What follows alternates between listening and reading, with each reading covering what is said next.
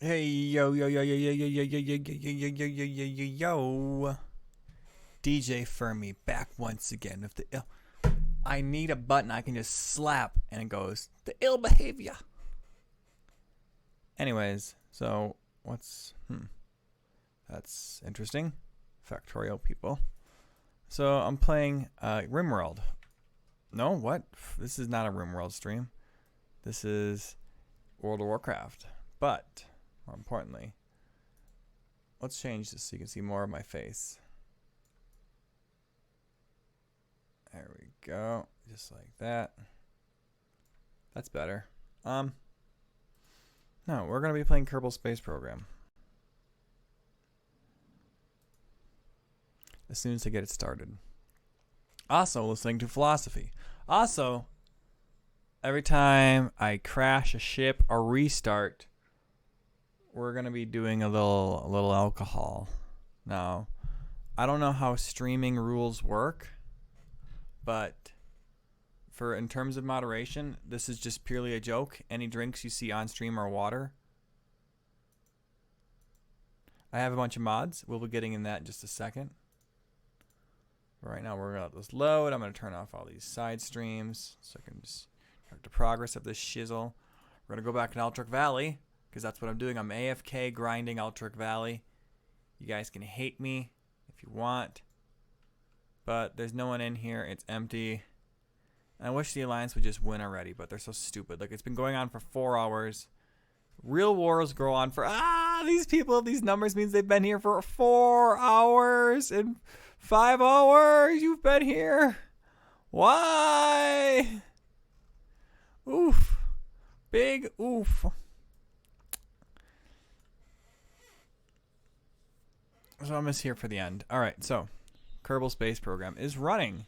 We're going to the moon. I have a bunch of mods that make this game absolutely stunningly gorgeous. I'm gonna have to get a paste bin of some time about a link to all my mods.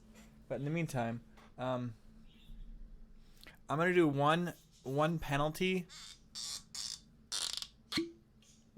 shot because I don't know. I've been saves coming. No, I'm not gonna let my flights restart starting now.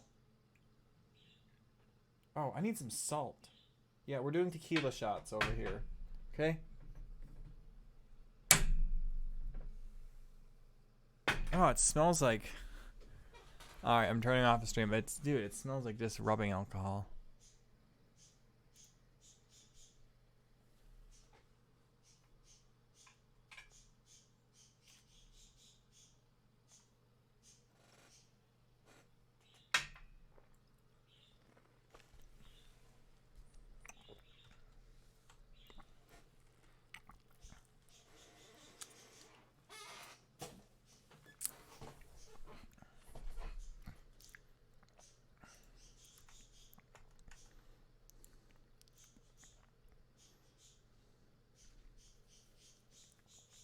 It wasn't that bad.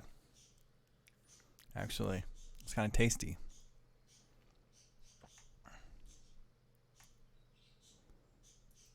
Let me play World of Warcraft.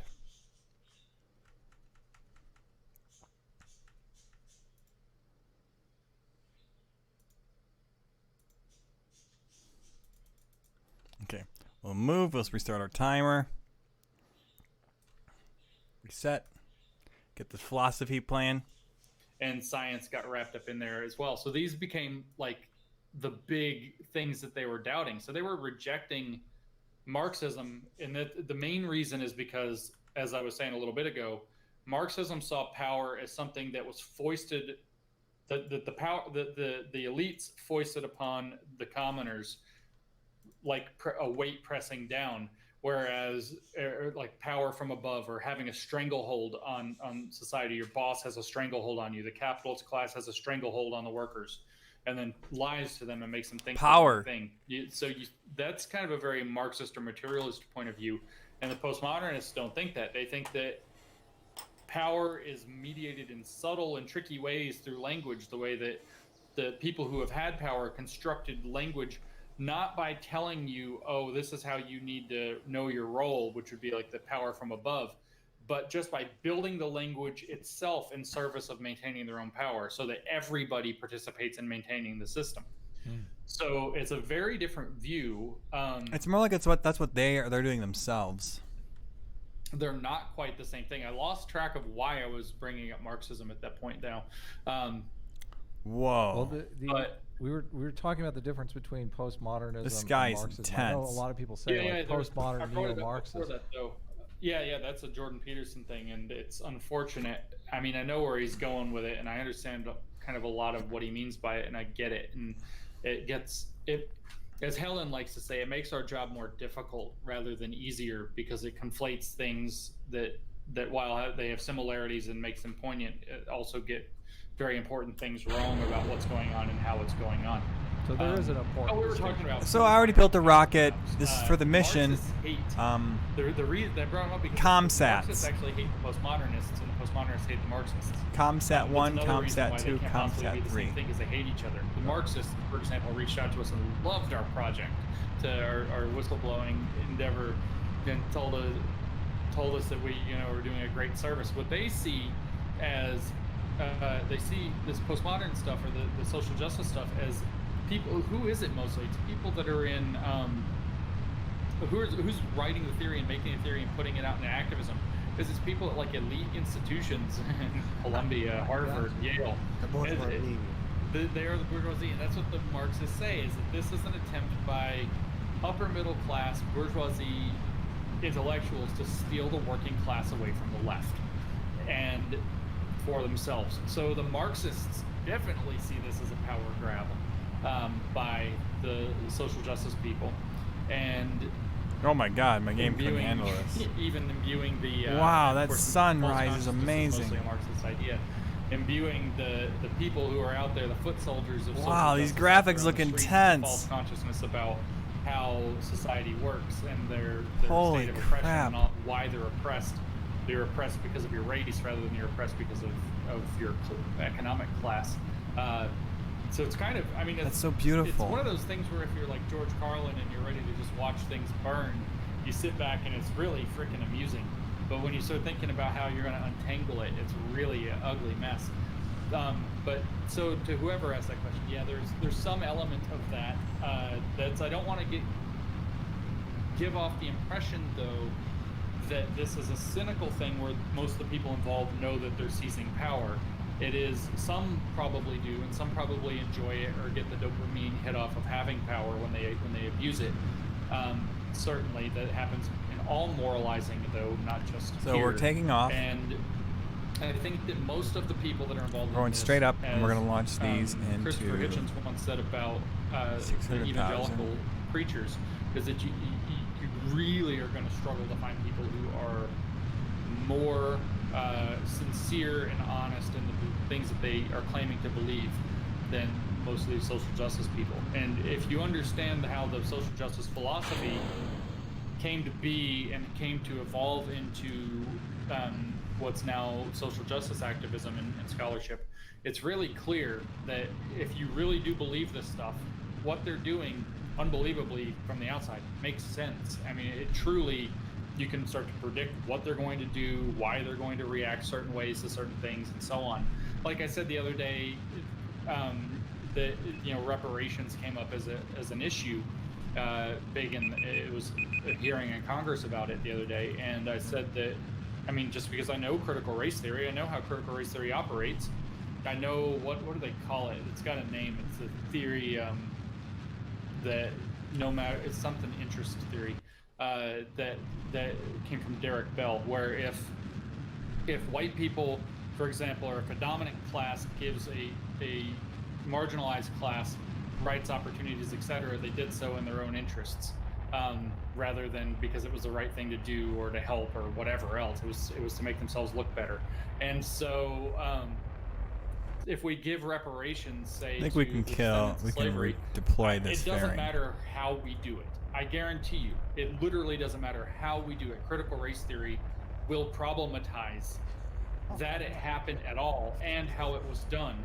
And it will just become more fodder for critical race theory to complain that our society is intractably and irredeemably white supremacist in orientation. It will just be more twisted into more evidence of the problem that they said reparations was supposed to cure. And you see this everywhere they do stuff. It comes up over and over again. They try to do anything.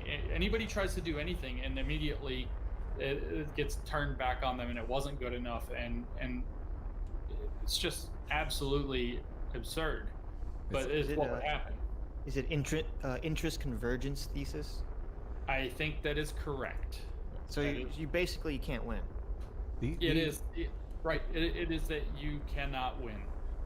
They actually these theories, the applied postmodern theories that we're looking at through social justice, have spent the last couple of decades, in particular, really cooking the system so that you can't win. Any attempt to win is somehow false. Isn't that just good politics on some level? Honestly. That reminds me of people back in the, a couple of decades ago when Walmart was wrecking small towns, and they were saying, well, isn't it just good business, really? It's like, oh my God. Yeah, in one kind of narrow understanding of what constitutes good business. And in this sense, yes, in one narrow sense of how you play politics. If you want to look at politics as a very Machiavellian game, it's a very, very clever strategy. It probably only works for so long. So in the end, it might not be a great strategy past the midterm. Can I just extend all these? How do we get past it? Like, if the instinct to go there just because it is such great politics is, I don't know how we avoid that. Like, you laugh at it. Well, the whole thing is by manipulating your feelings. And so somebody comes out and says you're a racist, and you know you're not a racist, and you just laugh. That's it. You don't go into introspection about it. You don't try to apologize for it. You just laugh. This looks so good. It's easy for you to say you're not inside an institution, but I know your co-author on these audit papers is in a much different situation because his university's not backing him up. So I mean, if we don't have the institutional power on our side, like the whole laughing strategy isn't going to work. Well, I mean, that's the whole point of the story of the Emperor Has No Clothes, is that so we're trying to get our Apple access up above 600,000 kilometers. Points at the Emperor and laughs, and then everybody else can laugh. Yeah. And so the real point, though, it doesn't obviously work that way. We pointed our hand, we laughed. Everybody's not laughing yet. You actually have to, and this is the mission that we are kind of now on and will be on for the next, I think, few years, is to start building a critical mass, both within the academy and within the general population, that is willing to stand up to this and ignore it or refute it or laugh when it's thrust upon them. And that's how, by getting a critical mass such that where if somebody speaks circularize and the bias response team at the university shows up, 50 more people all of a sudden show up and say, no, you overstepped. And the bias response team eventually isn't able to deal with the fact that the prevailing culture rejects the way that they're behaving. It only works when they can punish a relatively small number of people. Or they can punish large numbers of people and utterly undermine themselves and their credibility. Because that's gonna burn up for sure. Oh, I'm watching a video.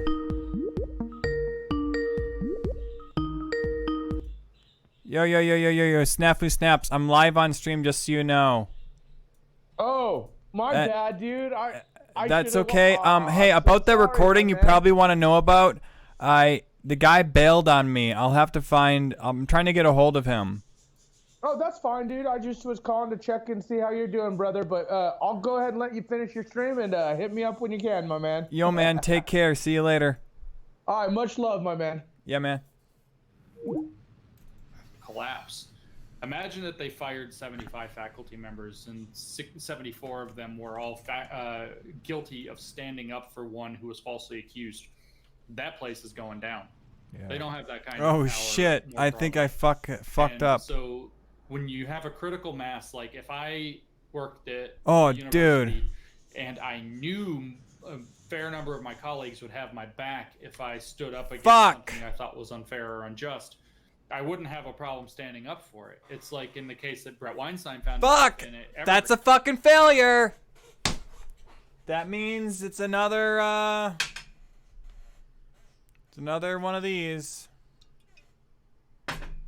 God fucking damn it. This is now an explicit stream. Okay, I'm gonna set this down here. Set this to max. Kill rot. Now I'm mad.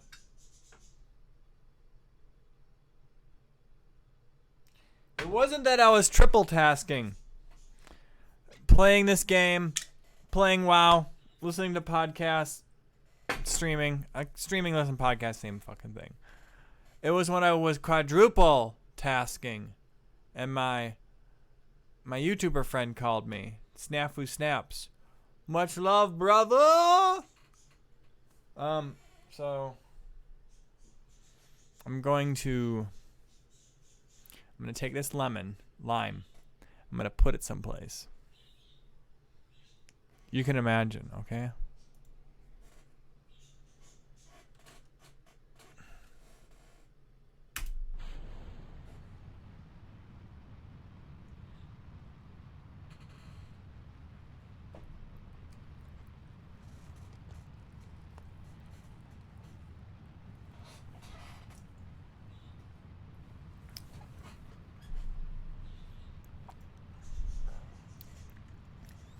Woo!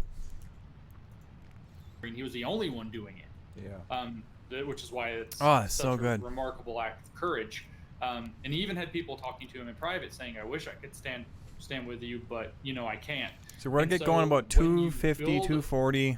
Enough of a mass, and it may only be 5 to 10% of the 200, population and we'll willing kill to it. stand with somebody who's trying to point and laugh if that's the thing, or reject it, or argue against it, or criticize it. What is this force roll? People stopped being afraid to do so. Right now, it's perpetuated by a fear. Force like the whole thing. I can tell you how many people have either emailed me, DM on Twitter, talked to me in person, told me we'll do a podcast like this, and then they stopped recording, and they tell me, please don't tell anyone. We completely support you, but we can't let that be known. And you just need to know there are a lot of secret supporters. I get this all the time. So imagine if all of those people are suddenly let loose and they no longer feel like they have to be secret supporters. They can just support anybody who stands up against this stuff. You build that critical mass, everything changes real fast in the institutions, and then these people don't have anything left because their theory sucks. Yeah, I always think about this stuff when people on the left say that this isn't really a problem.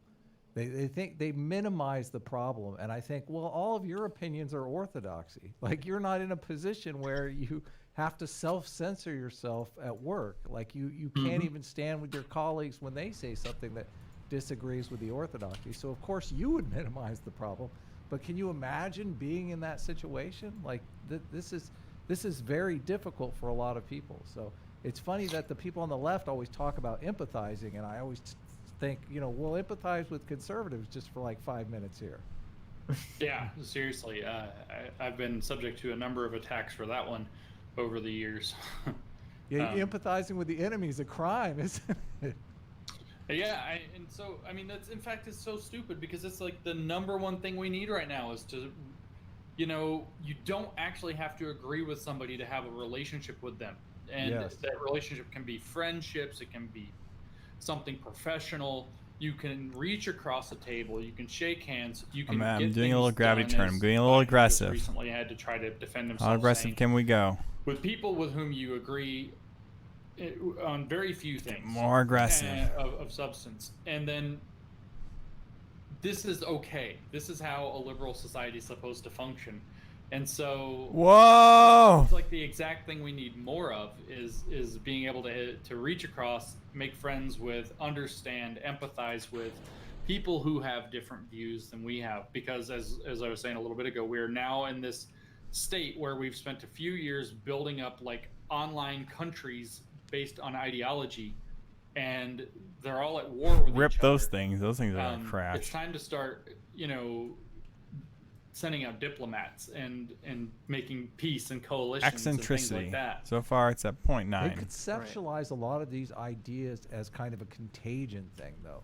This is why the platforming thing is such an issue for them, because they think just having these conversations is letting these ideas into the world and giving them oxygen, and their whole strategy is just to like suffocate their political opposition. We're flying up. We'll get this so in I'm going to draw your 600,000. attention back to postmodernism, Like this one. which is that the overwhelming centralized belief in the power of discourses to shape knowledge and power.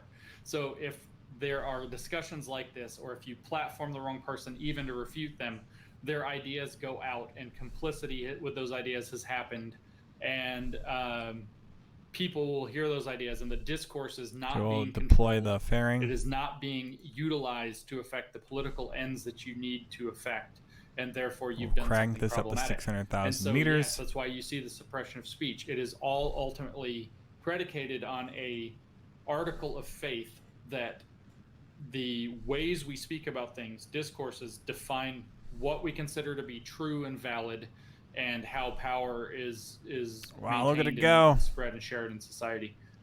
So what are you working on now? What do you want to promote or pitch? So we've got a few things in the works. Go to 290. So I always direct everybody when I talk to anything, they go check out Mike Nana's YouTube channel. Mike Nana is the filmmaker and now collaborator that documented our project. He's been putting up videos on YouTube on his channel. His last name is spelled Nayna. Extend. Mike Nana is his name of his channel. It's got all of the stuff about us that we've got going on or had going on. He's putting up new content. He's building that. It's playing with footage for the purposes of communicating what we're trying to communicate, but also he's building toward putting out a documentary on the subject probably around the turn of the year. So that's going on. Working with him to build content is going on for me. Peter and I are in the final stages getting ready. We have a book we wrote at the same time as we were doing all these other papers. We wrote a book called How to Have Impossible Conversations. It's about something completely different. A book together or independent? Yeah, together. Oh, okay, cool. No, one book together, co-authors. And so he's the real expert in this, and I'm the second fiddle. But so he's taking most of the work on that. Oh, we got a lot more circularization going down here. It's a book called How to Have Impossible Conversations. So this is like stuck in space orbit now. Communicate across political, moral, religious, whatever divides where they can't communicate well. And what does communicate effectively mean? It means sometimes you just want to have a good conversation. Sometimes you just want to get through things. Pepperino. Uncle. Sometimes you want to change somebody's mind. Sometimes you want to learn something. Sometimes you want to seek truth together. Whichever one of those goals you identify, which is early in the book, we talk about identifying the goals for the conversation. It's to facilitate having an effective conversation along those lines. So we got that coming out this fall. The documentary coming out probably over the winter. I'm spending most of my working time right now with Helen, where she and I are writing a book that explains how social justice in terms of scholarship and activism have come to be, and eccentricity how they are fundamentally postmodern. So most really of the things low. I'm talking about with you guys today Inclination are tied is in with what Helen and I are doing, and that's a little probably high. going to come out in the spring. So we've got a busy, say 9 to 12 months coming up. So it sounds like you're going to land on your feet here. That's, on top of, well, yeah. I don't know. Hopefully, so far, that's up in the air. We're also building a nonprofit foundation to try to continue and promote more of the work that we're doing and give it some more legs. So hopefully that will be launched before too terribly long as well. Mike's channel is great. The videos he's been putting out are just awesome. So he's actually going to put together a 2-hour documentary style. Yeah, feature-length documentary. Nice. And try to get it placed in as big of inclination whatever as it can be placed means it's slanted slightly. That's great. It's fascinating. I'm sure people will be interested in it. So, do you want to go ahead and end it there, Sitch? Do you have any final questions or? There's one more question if you want to get to it, or if you Yeah, want to. go for it. It's most of the world's religions tap into the suffering of the human condition. Seems like postmodernism does this also, which bodes well for its survival and proliferation. That is an interesting thing. Okay, It's so I'm gonna definitely give this tapping slightly a little into tap of the gas. idea of suffering. Most of the world's successful religions have given people a positive outlook on how things can go, and so I'm really concerned about how deeply, I want to say pessimistic, but really cynical and paranoid this postmodern stuff is. I mean, it's really, from the outside it may not look like it, but it's truly a cynical set of ideas, and it's operating on a profound level of paranoia.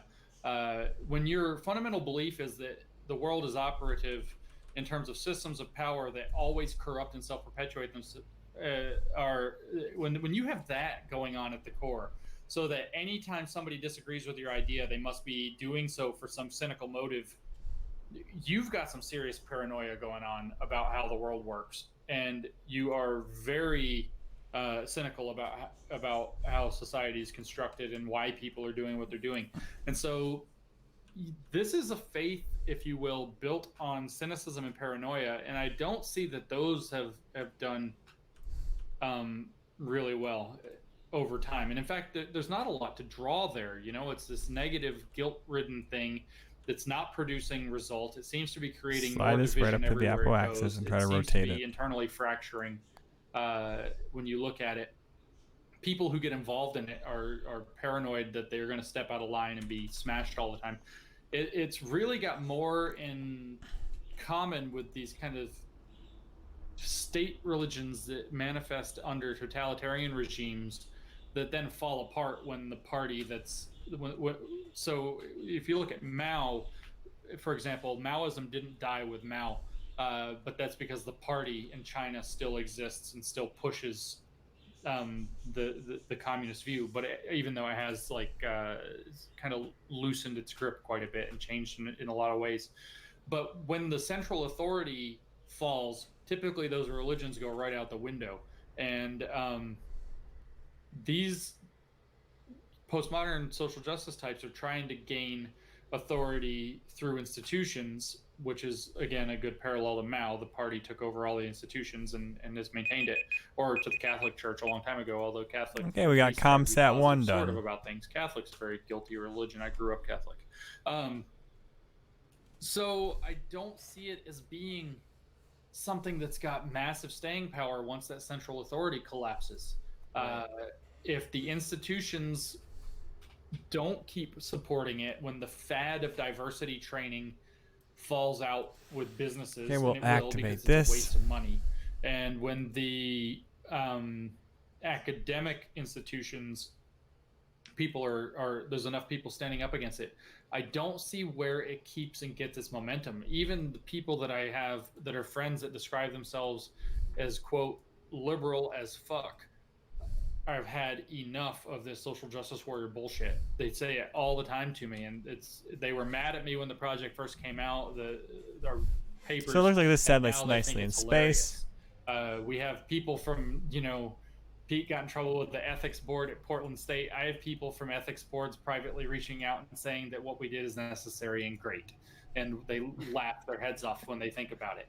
And so it's once the central authority falls, I don't think it's just not a palatable thing. It's negative, cynical, it's paranoid, it's mean. This satellite is done. Superiority complex.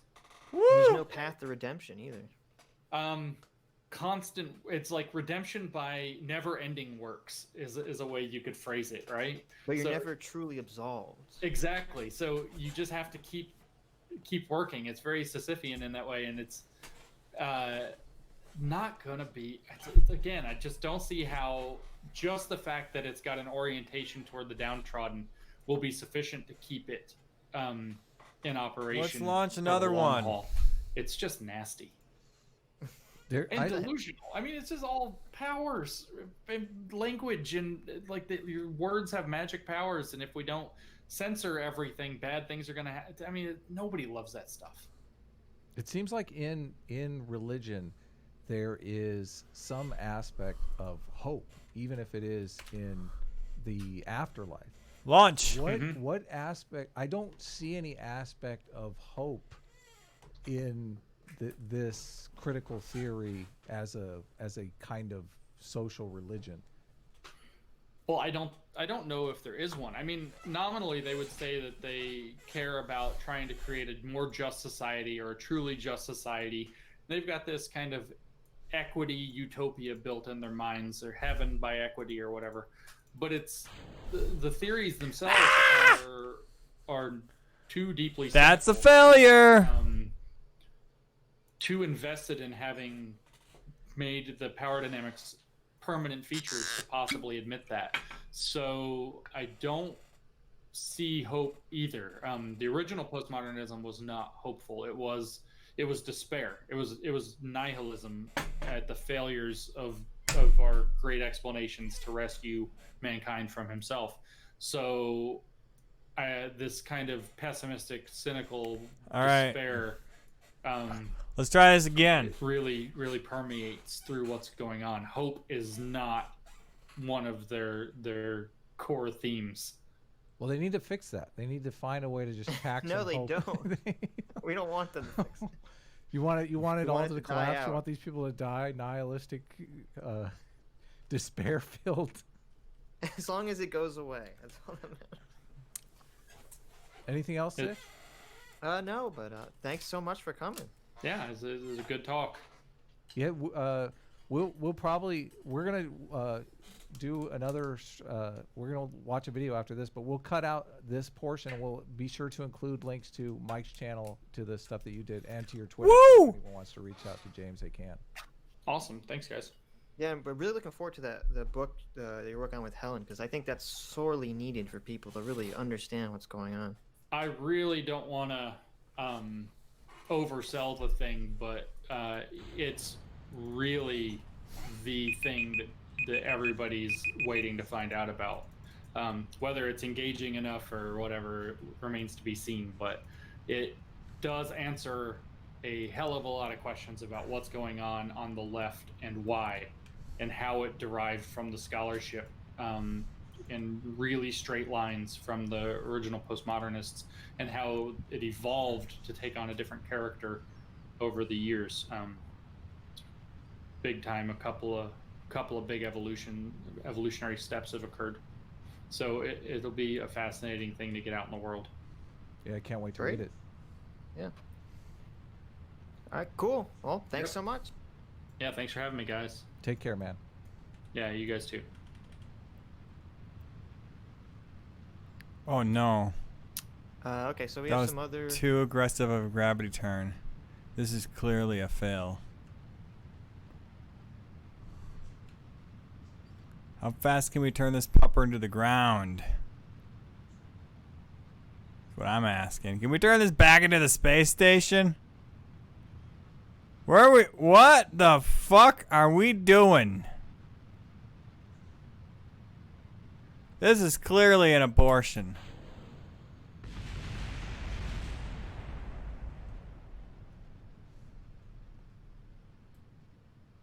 I'm just a little satellite trying to find my way in life. When my rockets went off course, I don't have connection to the base. Wait, you do have connection to the base. Let's snap these off.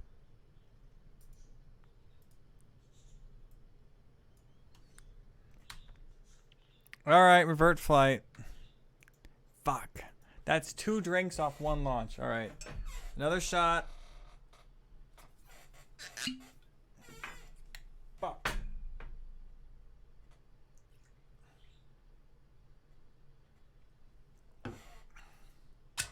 Really, I was just looking for an excuse to drink.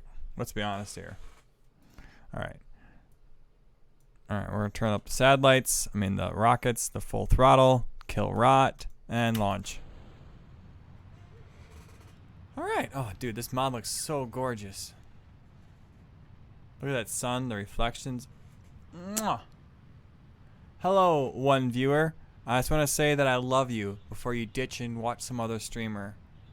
That you, one person on the internet, out of 7 billion people, you're the one person watching me right now. What the fuck, man? What are the odds? It's like fate.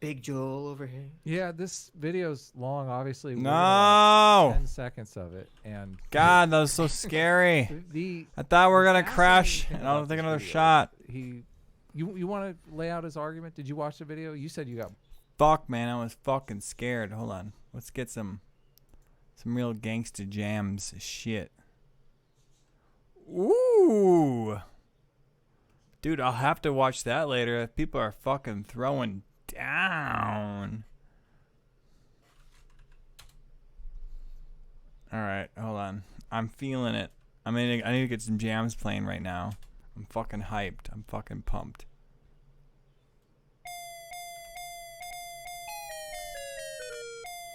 All right, let's do this for Circular Eyes.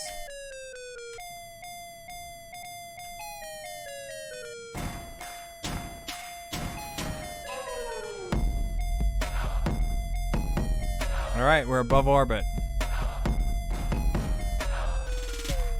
We just gotta circularize this pupper now.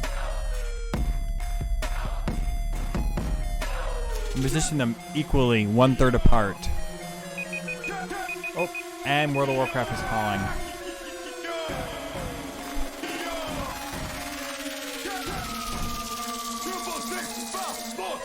No connection, I can't do anything right there.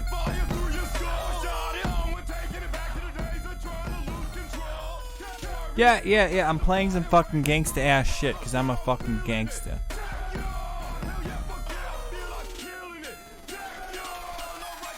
We're gonna get this in position, close. Alright, prograde. Fucking give it full gas. Get above 600,000 meters.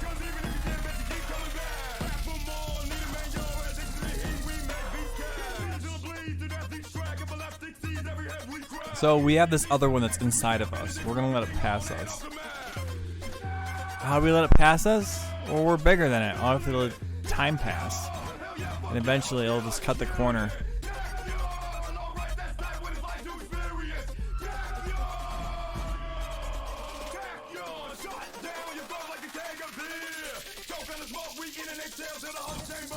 Close, but it needs to be farther.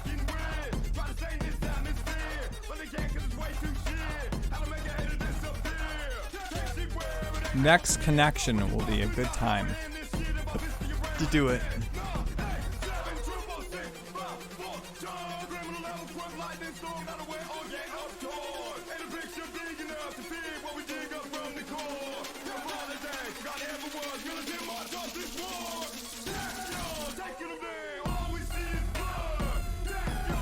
All right, no, this is not quite where we want to be, but it's close.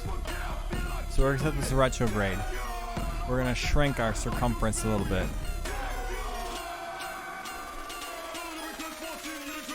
How's this mission looking? Eye eccentricity is below my inclination, eccentricity, and all that looks good.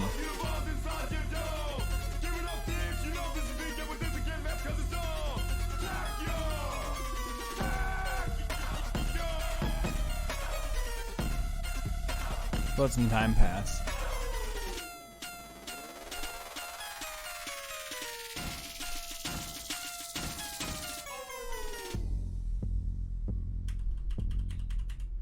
All right, reverse it, slow us down a little bit.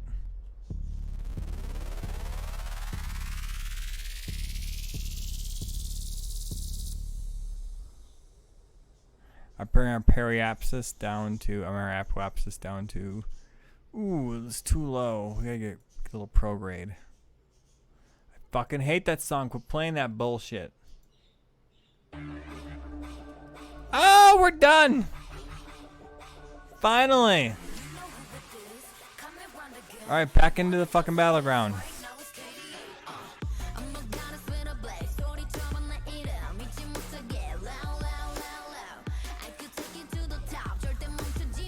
Here's what I'm watching.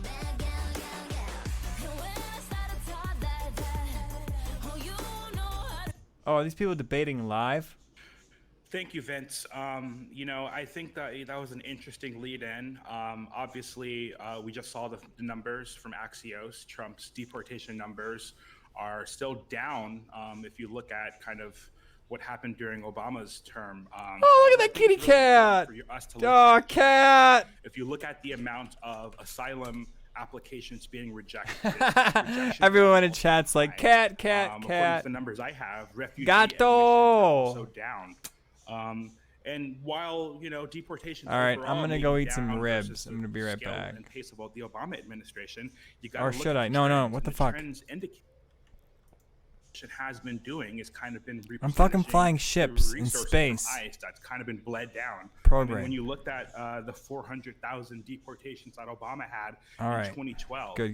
we have the highest number since then, because what you've seen from the Obama administration the last 4 years was No him connection. bleeding Oh, down the shit. resources of ICE and so on and so forth. So No fucking connection. We might not see the amount of deportations we want to see, but it's all about the bigger picture. And the bigger picture says that President Trump, the amount of arrests per day of criminal immigrants, the amount of arrests per day Come is on. 436. All right, so let's set this up to be activate. So, when you look at the surface at the area active of vessel, it might look down, but and we'll someone turn like these me on who as kind of well. understands the ins and outs of what's been happening on the immigration front lines. You can see that President Trump, he's been doing an overwhelmingly good job kind of setting the tables for a massive shift in U.S. immigration policy. This is a good time. If we could just Nick, circularize this right now. I'm pretty sure I understand your position on this entire thing. And just for the record, just to be clear, I do want to say that deportation orders are different than actual ICE arrests. I'm sure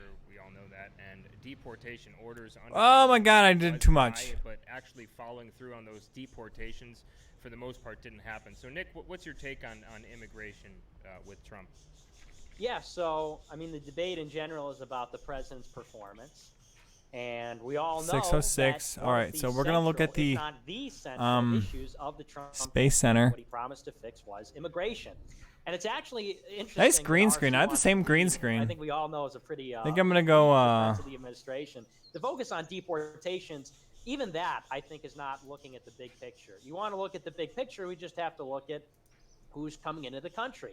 And we look at recent numbers in May, for example, the month of May. Look at that fucking shit. I have that same fucking blue fabric hanging behind me. 2000. I used to. Oh, it's right back there. 20-year high of illegal immigrant apprehensions. Now, that's apprehensions. Normally, maybe you might look at that sort of a number and say, well, that's a great thing. A record number of illegals are being stopped at the border. Well, that would be a good thing if they weren't apprehended, then released into the interior of the country, which is exactly what happens. Breitbart also says that we're on track to bring in something like 1.5 million illegal immigrants during this year. You've got about 1 million that are apprehended, about 500,000 that are not apprehended that just come into the country anyway. So we look at those numbers, which That's are 66% apprehended. 10-year highs, depending on which month or year and you look at, that illegal immigrants are pouring into the country at a rate that we haven't even seen under the Obama administration. Forget about people that are going out, which is small numbers anyway, minuscule numbers going out anyway. Think of the people that are coming in. The wall hasn't been built. Illegal immigrants are still pouring in. Legal immigration continues to go high. And so I think there's just simply no defense. And people can say, and R.C. Maxwell says, well, we're replenishing ICE resources. For 2 years, they're replenishing ICE resources for 2 years. Yeah. And we have 1.5 million illegal immigrants. I think that at this stage in the game, you Sounds have like to Nick's call a lot that more a black-pilled. unmitigated disaster and a failure. Yeah, I think it's interesting how, really Fuentes didn't respond to the substance of what I said. I've already kind of preempted your response. You just pretty much responded by saying people are coming in, people are coming in, people are coming in. Yeah, that's kind of what I indicated. I talked about how over the last 4 years of the Obama administration, he bled ICE's resources, hence why even his deportation numbers went down. What Trump is doing, yes, it does take 2 years to replenish those resources. The way the federal government works is it's very intricate, and you can't just pop up resources and shift things. Very it does take time, quite frankly. Intricate. But you kind of really still fail to understand that the trend still indicates that President Oh, Trump fuck. I'm playing World of Warcraft right now. What am I doing? For massive shift in immigration Fuck. policy. You're correct. The number of arrests are Fuck. up. And that's Hold not on. a bad thing. Every instance of that arrest isn't as catch and release. I'm gonna go situation. hiding in fact, somewhere as nice of and cozy. October 20th, of I think this one 2018, has the Playboy there above was the a bed. record amount of people who were detained in immigration detention facilities, and we just don't have the capacity in order to continue to keeping all those people. So sometimes folks do get released. Oh and that's why shit! President Oh Trump is trying shit! to Shake dictate that a ass! policy that says that, you know what, it's not Look necessarily at that even fucking about thought Mexico. It's they about got painted the above his Northern bed here, Triangle, the wearing a amount of people fucking that come in. thong. And that's why President Trump, unprecedented step. He froze $185 million of aid going to the Northern Triangle. And that was something that it clearly indicates that he's not just sitting by and letting failures take place. I mean, the president still overwhelmingly, more than any Democrat, and definitely more than any other Republican. So we're he's gonna fighting come the set immigration one. battle. And I just think that it's We're gonna look unfortunate to at see, Nick, you kind of just It's abandoning the president at this time when he orbital really needs period of loyalty 1 from hour people and like 14 yourself, minutes. influencers. He can use your loyalty the most at a time in which he's fighting a two-front war against not only Democrats but also our federal agencies. No, Sure, no, well, just go ahead. to cut in there really quick, I just want to clear things up. There are, I think they're probably reading off the Pew Research statistics there. There are an increased amount of ICE arrests. That is true, but once again, I just wanted to differentiate retrograde. the difference between We're ICE bringing this down to arrests, 1 detainment, hour. and actual deportations, because we have been giving deportation orders Who jumped in my live to stream? different people, and those deportations haven't followed through. So RC is correct. There is an That's increase what in thought. ICE arrests. I in thought you'd particular fucking Dallas, leave. Minnesota, and a few other states, according to Pew Research. But then on the flip side, to Nick's That's point, right. I thought you'd we fucking have leave. a 374% Fucking increase coward. in unaccompanied children, a 1,800% Fuck. increase in family Bitch. units and apprehended at the El Paso sector alone. So that's probably the reason why you're seeing an increase in detainments in detention facilities. But go ahead, Nick. Your response. Yeah, well, to respond to that in multiple parts, RC says I'm not responding to the substance. And the reason being is because only if you look at very, very narrow considerations for how the president, or rather very narrow metrics for how the president is doing on immigration, can you say it's a success. If you look at replenishing ICE resources, which I don't even know if you have figures on that. I don't know if you have budgetary items or not, but all of that is wholly irrelevant. Of course, we all know that when we're talking about the issue of immigration, particularly illegal immigration, you've got really two variables here. You've got the people that are already in the country and the people coming in the country. And the president, when he ran, said, first, you must secure the border. This is what everybody said. Trump, Cruz, all the major candidates. First, you must secure the border, and only then can you begin to worry about the people that are going out. Only then can you worry about ICE and deporting people. And we know why that is, because if you start bailing out the water, if you start bailing out all these immigrants, moving them out of the country while they're still coming in by the millions, you understand why this is basically, I mean, this is ridiculous, right? If you're deporting, like Trump is saying, 2,000 illegals, ICE is going to arrest 2,000 people was the announcement this week. What good does that do when you've got 100,000 illegals that are expected to come in the month of June? It doesn't make any sense. So again, I'm responding to the issue of illegal immigration in general, which only by very narrow considerations, well, if you look at ICE resources being replenished, or if you look at arrests or detention facilities, well, why are things the way they are? It's because illegal immigration is at a crisis level. And, I'll admit, I was loyal to the president for a very long time. R.C. Maxwell wants to talk about loyalty in his time of need. He needs our support and things like this. I was willing to be charitable when it came to the issue of immigration because, of course, the Congress and the judiciary have been inflexible and unsupportive of the president's agenda. But, of course, we go back to the federal spending bill, which was passed in February. And this is what kills R.C.'s argument, by the way, where the president signed a bill that gave total legal immunity from deportation to the sponsors or potential sponsors of unaccompanied minor children, which is basically everybody, which could be everybody. In addition to that, he increased catch and release and decreased the amount of detention facilities. So you could say, well, detention facilities are at maximum capacity. Well, that's because the president reduced the amount of beds that we're able to detain people in. And beyond that, we increase the amount of people in this program where they get released from detention facilities on the border and into the interior of the country. So again, I was willing to defend him right up until that point, and I would have been right alongside RC saying, well, we look at the bigger picture, other things are happening, we can't put the onus of it on the president. But he signed the bill that gave total legal immunity to illegal immigrants that could be seen as potential 10 potential sponsors of unaccompanied migrant children. He increased catch and release. What's the period? So you would have had him not sign that bill? Excuse me. If I start letting you interrupt, it never ends. I promise I'll be brief I just have a here. question. But you look at that bill. I'll answer your Just let question him in a finish moment. him. Yeah, if you look at that bill, that is just an unmitigated failure and a retreat and just a disaster on immigration. It's unforgivable. It's unforgivable. So you would have had President Trump not sign that bill and do what with our federal budget? Do nothing. Veto the bill. I would have vetoed Veto the bill. that Where son are of a the illegals bitch. currently? I'm saying, like, what? How does that process continue? And this is Sure. and this is the line. It's really a rhetorical question. It doesn't require an answer because this just shows your naiveness and your misunderstanding. Naiveness. This is why sometimes I see you try to get people to debate you, and it's not necessarily all the time because no one is willing to engage you in an election. It's that you fail to see the Ooh. reality of certain situations. He fucking just And this is threw why down. myself, I'm willing to give you a bone here, and I'll explain some of the ins and outs here. So, yeah, I mean, President Trump signed a federal deal that he pretty much had. Oh shit! Republicans Shake that The ass. one that put their foot on President Trump's throat. It was Mitch McConnell. Your beef is not with President Trump. Your beef is with the rhinos of the GOP, right? So, I mean, sure, you look at this federal deal that he signed, and you may not like some of the stuff that was in there.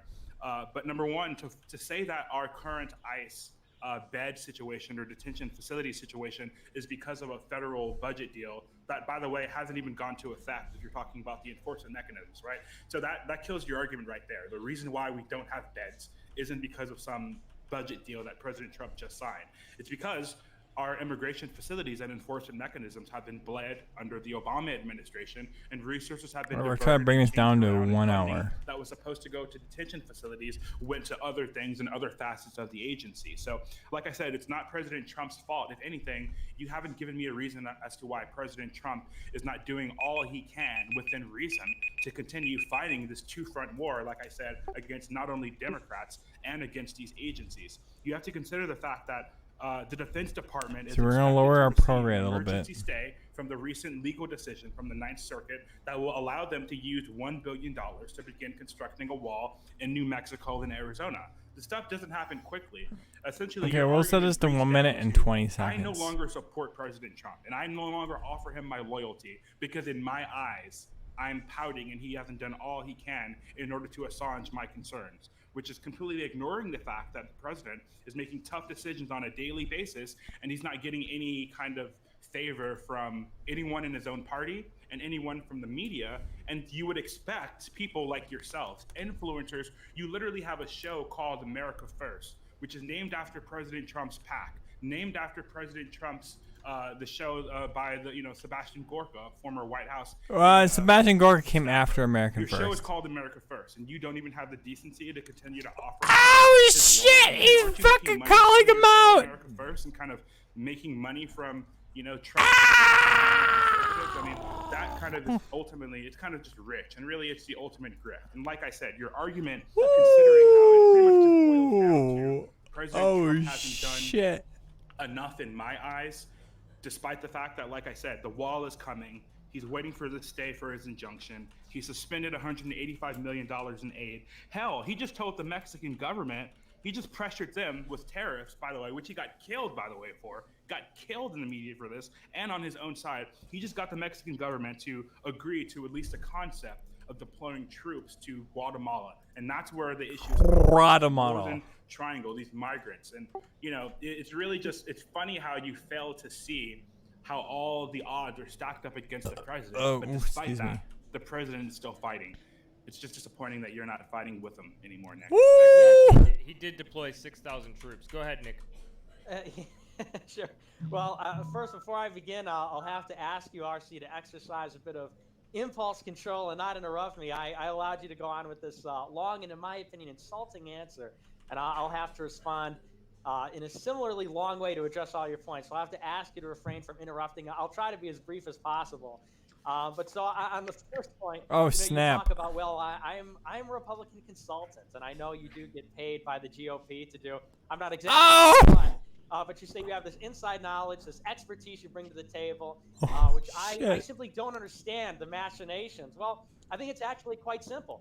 I agree with you. I agree with you in a large sense that what's happening at the border, there is blame to go around. Certainly the president doesn't own all of it. All right. Mitch McConnell shares a lot That's of your the grade. blame.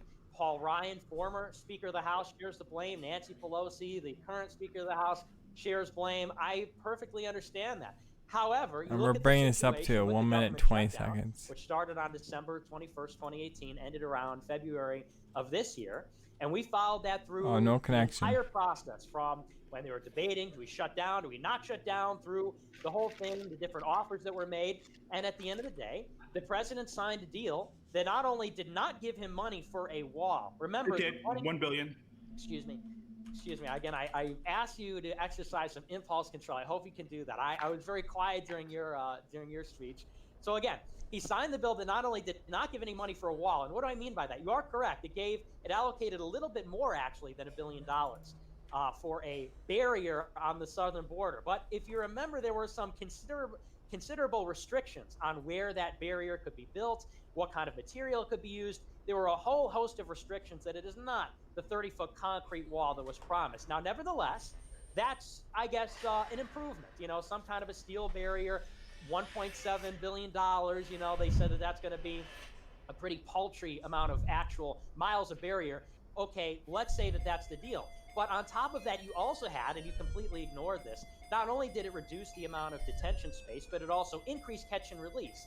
1 minute, 20 seconds is the goal. Also, on top of that, gave total legal immunity to the sponsors of minors and the potential sponsors of unaccompanied minors. Now, everybody says, ICE, Customs and Border Patrol, they all say that the recent influx of illegal immigration is, of course, unaccompanied minors from Central America. So you have Shit, a this is direct gonna cause and gain on effect. us. We say we will give you total legal immunity, and now we have millions of those people coming across Mexico, or hundreds of thousands in recent times, coming across and coming to the country because they know that the asylum system is broken and they'll have legal immunity from deportation. So you have a direct cause and effect. And you can say, and I would have agreed with you before, that's Mitch McConnell. He wrote this bill. But the president signed it. So you say, well, how can we hold President Trump accountable? Well, he signed it. And you say, well, what could he have done? And well, that's a rhetorical question, you say. Very simple. Veto the bill. He's the president of the United States. He has a part in the legislative process. He has to sign every bill that passes the House and the Senate. Now, you could say, well, Mitch McConnell would have overridden the veto with the 2/3 majority. That's possible. Why did that not happen? Why did President Trump not force Mitch McConnell to override his veto and then explain to the Republican base, by the way, 90% of Republicans support the president. So this is unprecedented support that you haven't seen since like 9/11, that people support a president.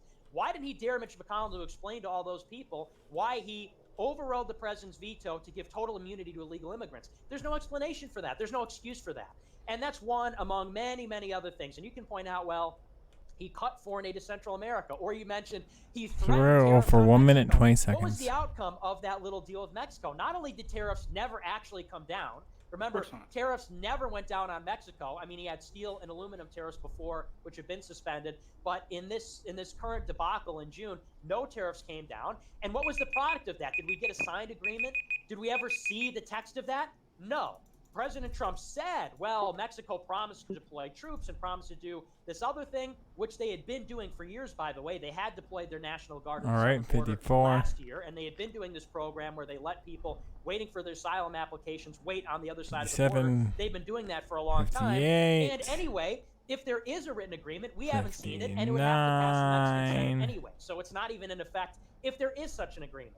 So again, you just look at every step of the way. Bring it to 120 even. You point out my loyalty. You say, the show's called America First, but you're not loyal to the president. Well, yes, because it's America first. It's not Trump first. It's not RNC first. I know you get paid by the RNC. It's not the GOP. Oh, shit. It's America first. And so if the president is not putting America first on immigration, I'm going to speak out against the president. America first predates 1 minute, 20 seconds. And by the way, my show predates Sebastian Gorka's show, America First. So all the stuff about loyalty, all this. Oh, this guy brought up all the fucking points. Oh shit! Back the fuck off. Insofar as he is loyal to his constituents by keeping his promises, and that's not happening. I'd be happy to line up, even if he was unsuccessful. But if he were fighting, if the tariffs came down, if he vetoed the bill, shit! There's a lot of this calling up, but it's not happening. So I'd love to join you in supporting, but it's just not. We're not winning on the border. Yeah. And that's So So when you count all the facts at the end of the day, your argument is the president is not fighting. Your argument is that he signed this disastrous spending situation, which you're somehow claiming has codified legal protections, which is just untrue. And your last argument pretty much goes down to the fact This guy's wearing a MAGA hat. He's not even wearing his own hat. I'd like to just extend some arguments. He's not even a fucking proper grifter. He's just sucking up Donald Trump. First of all, the fact that the President Trump suspended $185 million in aid to the Northern Triangle until they actually, engage into some practices that President Trump finds sufficient in terms of getting their border situation in order is significant. That's America first. Cutting aid for people that are hurting the United States immigration and not protecting our border. That proves that the president is fighting.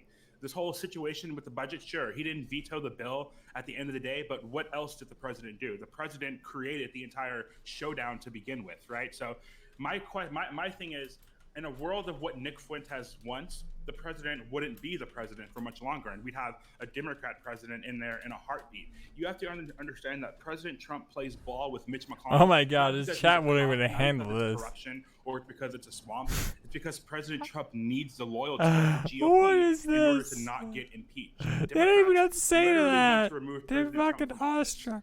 What do you think is going to happen if Mike Pence is sitting there and Mike Pence is president? Do you think he's going to be fighting the way that President Trump is? No, right? So maybe you want to take a step back and get off your purity spiral. Step back! And realize Oh, that President shit! Trump has been fighting from an immigration perspective.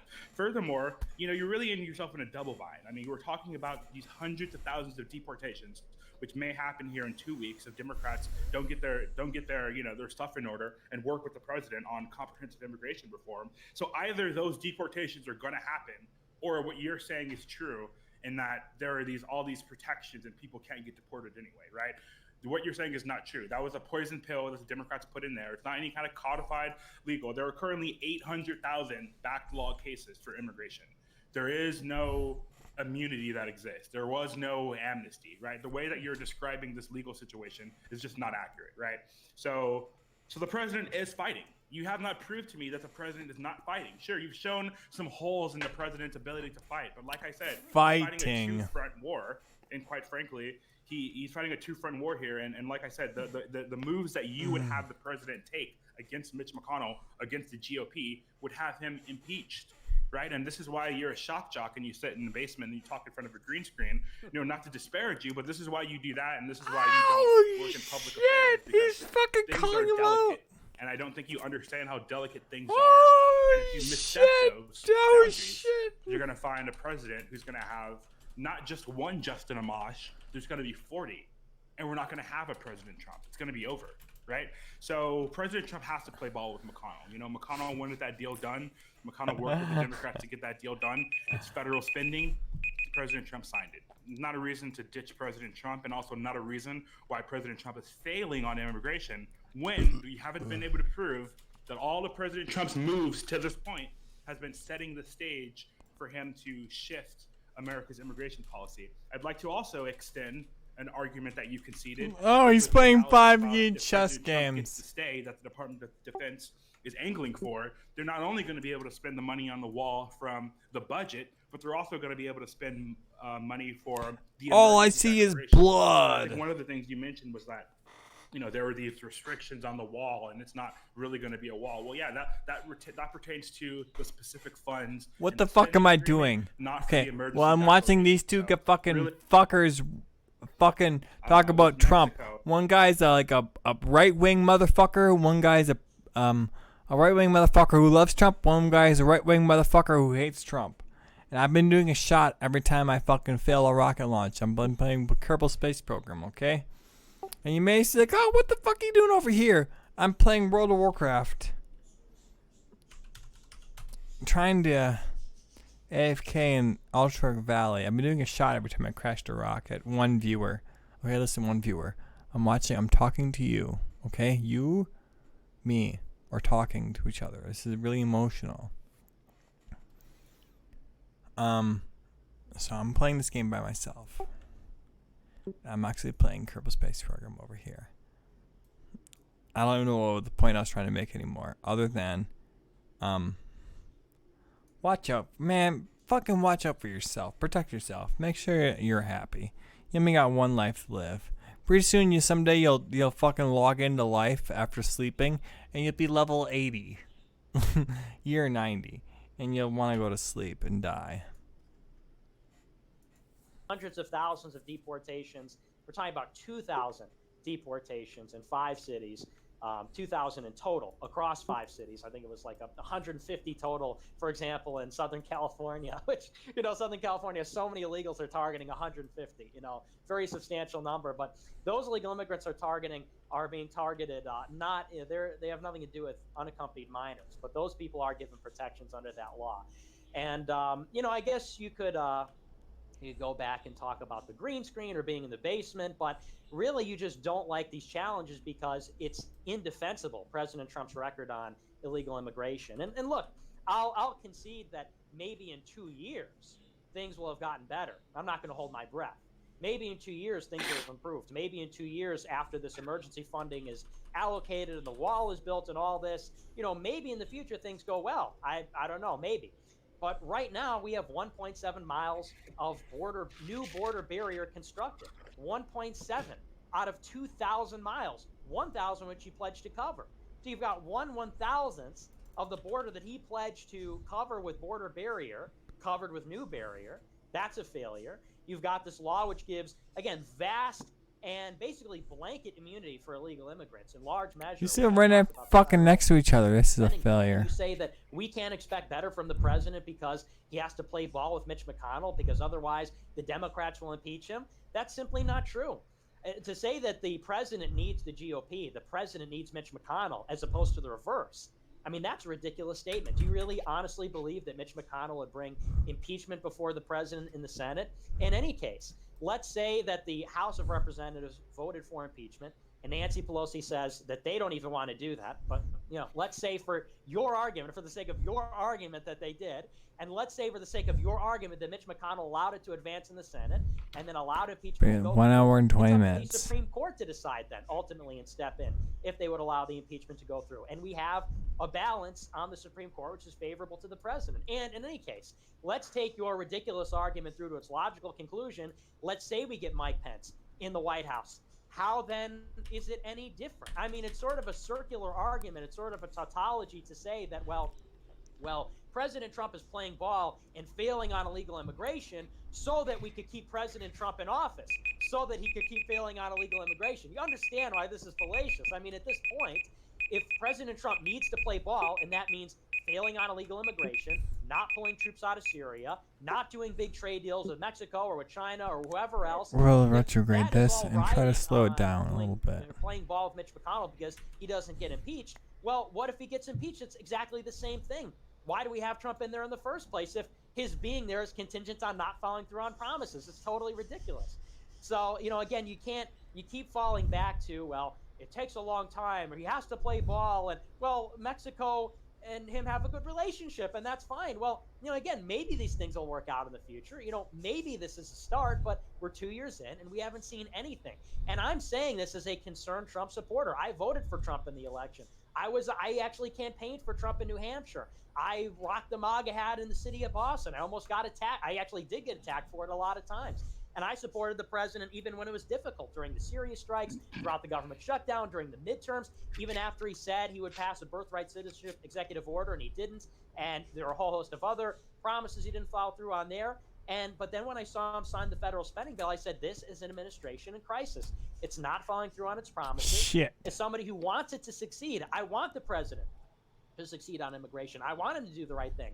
We have to call this behavior out. That's the most loyal thing you can do, and say it's not happening. Something has to change. Otherwise, he's not going to win re-election. Right there, that's the time. Win re-election so that he can keep promises. But this sort of denialism, and it's, well, you're not loyal to the president, and you're what did you say, shock jock, dissonant right sort of a guy. You can say that, but I don't think anybody's going to be laughing in 2020 when he's got nothing to run on for immigration and he loses, and then we all pay for it. So like I said, he has something to run on with RC, immigration. I want you to have- respond, and then I'm going to pivot on to something Yeah, else. like I said, he has something to run on with immigration. Arrests of criminals are up. Deportations are still back to the top level.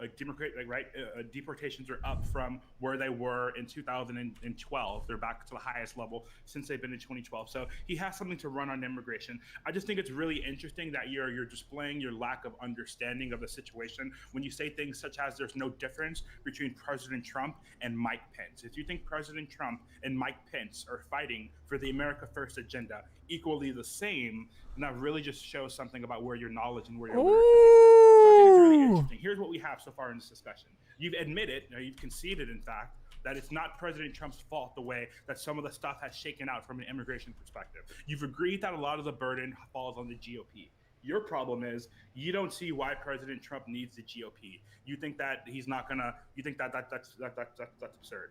It's absurd that you would, quite frankly, say that. You see what happens when Justin Amash comes over and says that he agrees with impeachment. You see how the Democrats grandstand on that, quite frankly. So if you're gonna sit here and Oh say shit! somehow the GOP is the one that doesn't need He's President, fucking calling him out. President Trump doesn't need the GOP.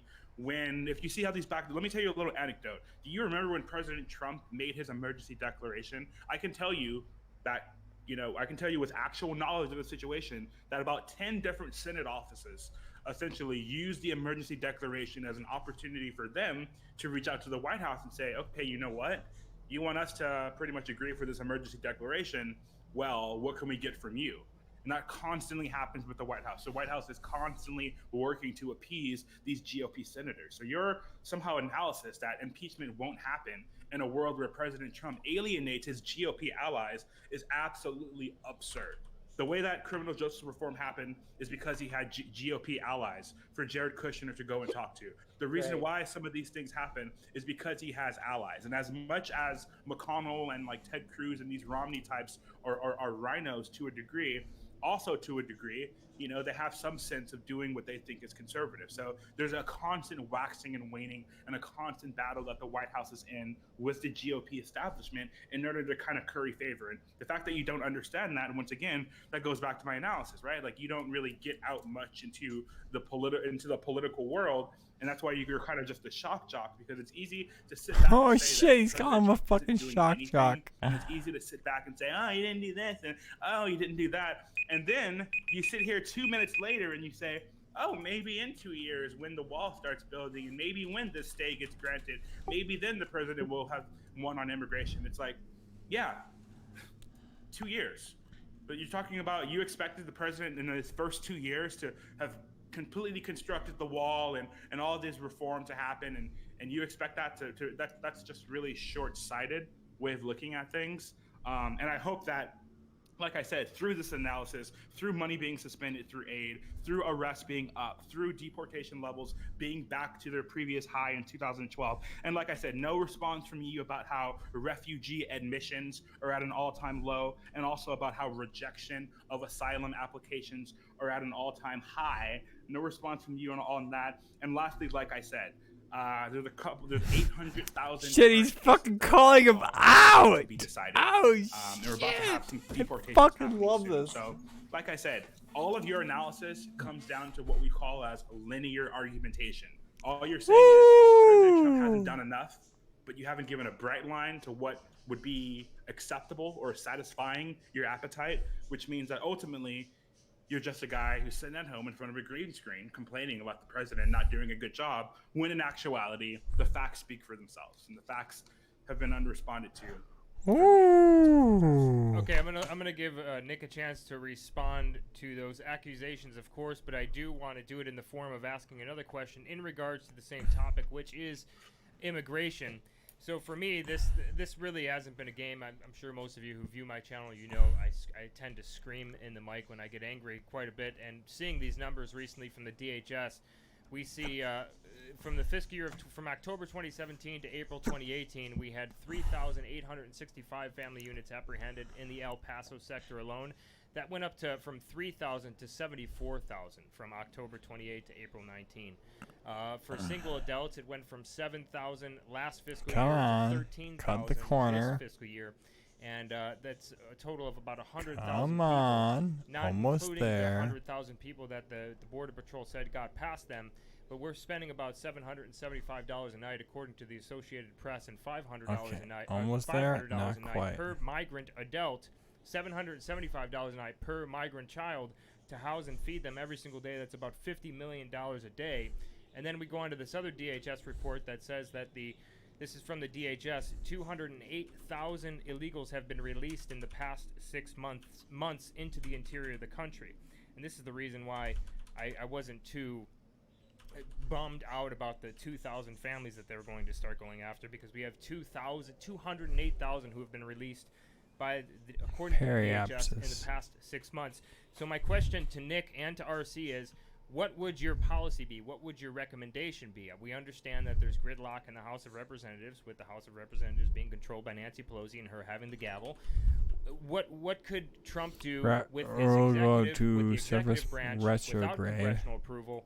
Or what should we go on and try to do with congressional approval? What are your solutions for these particular problems? And you can also respond to RC's accusations. Go ahead, Nick.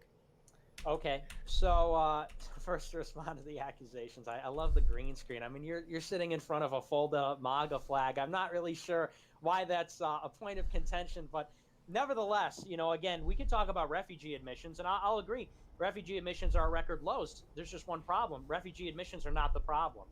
Refugee admissions are a problem, but refugee admissions under Obama at their peak, I think, were about 100,000 per year, something like that. I'm not too great on the numbers, but 100,000 in a year. There are 100,000 illegal immigrants came in the month of May alone. 1.5 million illegal immigrants on track to come into the country over the course of a year, and that's on top of more than 1 million legal immigrants. We're talking about orders of magnitude here. We're talking about multiplication, arithmetic. Perhaps you struggle with this, RC, but is merely one small piece of the puzzle. Much larger is illegal immigration. And you say, well, but Nick says that in 2 years it could be better. I'm saying in 2 years we built 1.7 miles of wall. And maybe if Trump miraculously puts together, he builds the wall, he takes that number and multiplies it by 1 million, even though he doesn't have all the money to even build a full wall. I don't think that's likely. I'm saying at this stage in the game, when all we have is what we have, 1.7 miles, a failure to really do anything substantive on the border other than actually retreat, other than do worse, you say, well, what is your standard by which we could judge a success from the president? You use your fancy collegiate terms. I wouldn't know. I didn't go to college. I guess I'm just a non-college educated white, and who needs those people, right? You who worked for the RNC would have disdain for somebody like me. So shit! I'm exhibiting linear thinking. Well, he's fucking throwing down spice. How about we have less illegal immigrants coming in than we did during the Obama administration? How's that for a standard? How about Obama? Super high expectations. I'm saying No. Hold on, calm down there. Nick Fuentes. Obama measured illegal immigration a little bit differently than Trump did.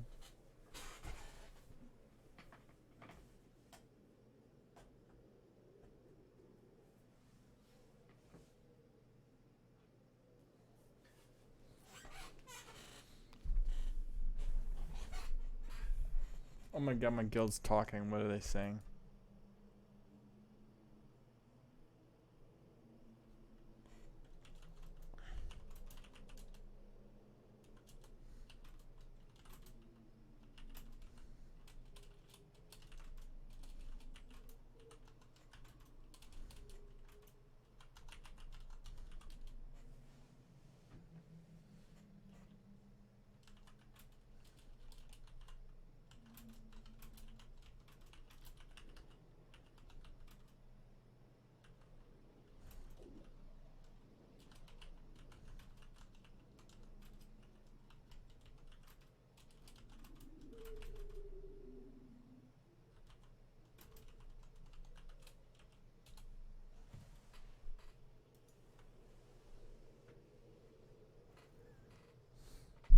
So I said to chat, I have 2 gay brothers. I support the straight pride parade. Am I the bad guy?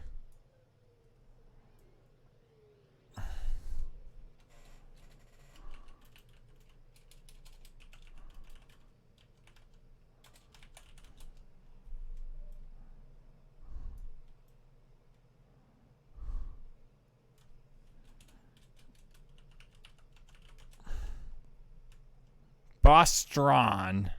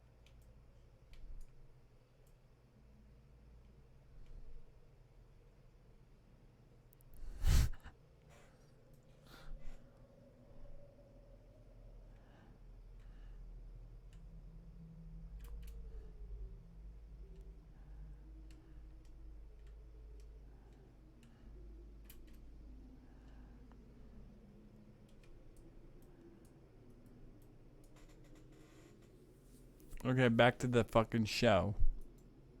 Last number in 2018, our deportations are back to 2012 levels, which means I'm not cherry picking. Cherry picking is a word that you try to use in order to try to hedge me into this position to where it looks like, no, that's not what's happening. I'm analyzing trends. And if you analyze trends like you haven't responded to, Oh shit, he fucking calls it out again. From the 306 that we used to snap. Deportations were up back to 2012 levels. Trends indicate that President Trump is reversing all of the problems that are not attributed to him. Like I said, Nick, you have linear argumentation. You think that President Trump is not doing enough. He is doing enough. You just don't understand the inner workings of immigration policy and how intricate it takes in order to, kind of unwind some of these things. And like I said, which you also didn't respond to, if President Trump governs based on your advice, and the reason why you sit in front of a green screen is relevant is because you're not in these meetings. You don't go to policy meetings. You don't go to Wednesday meetings. You don't go to these kind of center right meetings where these things are being unpacked, right?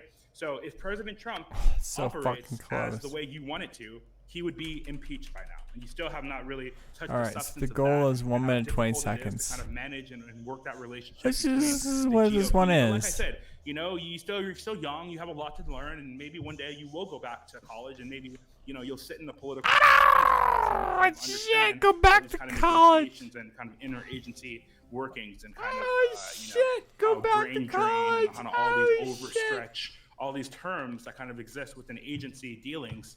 You'll kind of understand how it works. So, like I said, President Trump, he's doing all he can. He's still fighting, and what he needs is for people to stick by him. He doesn't need people to kind of, nip at his ankles for a little bit of clout. Well, it's sort of interesting you talking about nipping at people's ankles for clout. That's very interesting. Oh shit! I have addressed this argument about the Congress and inner workings about impeachment and all this. Holy fucking and shit! You don't understand terms like brain drain. I understand that perfectly well. Every time I hear you respond to my arguments, every time I hear you talk, I know what brain drain Chat's looks like. blowing up! We Oh my fucking god, what's chat! happening. We will not be misled by, again, party apparatchiks like yourself. You get paid by the RNC. I think that should tell people something. Trying to say things like, well, you just have to trust the plan. You just have to trust the plan, and failure is really a success, because if we look at, and isolate these little numbers, things like replenishing ICE resources, vapid terms like this. Oh my god, the donations are going through! Hard numbers, hard terms, where it is a failure. And again, the argument is not, rather the debate, is not about whether or not, well, Trump is up against a lot and there's a lot going on, there's a lot happening. The debate is he failing or succeeding? And on the issue of immigration, the numbers speak for themselves. And yeah, I'll admit, and I've said this before, Mitch McConnell shares the blame with the president. I'm not saying President Trump has no blame. I'm saying Mitch McConnell shares the blame, the judiciary shares the blame. And I've told you also before, I would be more charitable on the issue of immigration, if not for the fact that the president has been complicit in this. And I'll give you more examples. Complicit. If you'd like me to respond to this argument of what would you like to see, or what is the standard by which you oh shit, he's fucking calling orders that he promised. Before the midterms, he said, I'm working on an executive order to repeal birthright citizenship. Hasn't happened. Before the midterms, he deployed all these National Guard troops to the southern border. And he pulled them back out, all the military back out, once the midterms were over. Many legal experts have said, many people are in the know. I talk to people who are in D.C., just like I'm talking to you right now, have said that there are provisions in the law, in the Immigration and Nationality Act, which says that the president has the jurisdiction and the legal authority to suspend for whatever time he deems necessary the entry of any class of immigrants for any reason. Oh, now, shit! He could very easily say, we're not going to take in Central Americans anymore, and that would be the end of it. But it's not happening. And that's one example. There are a host of things that can be done right now. Tariffs on Mexico, if we actually had them, could have been an effective means. Actually delaying the government shutdown or the federal spending bill further by vetoing Mitch McConnell's bill, actually following through on some of these executive orders. And sure, there might be challenges. Absolutely, maybe a judge will challenge them. But you do them anyway, but you keep fighting, and that's the problem. I would be more charitable if there were that fight, if there was something happening. But here's what I see. I see a president who is going through the motions. Who is a so fucking when 2020 bish. comes around, and people like myself are calling him on the carpet and saying, you haven't done anything on the border, he can say, I tried. I shut down the government. I did the tariffs without actually having done anything meaningful. And so you can continue to do these ad hominem attacks, and you can continue to show your disdain and contempt for people without college education or people who are not in the Republican Party, but going to turn out in 2020 responding to people like you, telling them, dun you're dun not dun engaged, dun you dun didn't dun trust the dun plan, dun dun you didn't go dun. to college, you don't understand this and all that. That's not a winning strategy. So, I mean, you tell me all about politics, it seems like You want to talk about a winning strategy? Here's not a winning strategy. Advocating for the suspension of all immigration from Central America.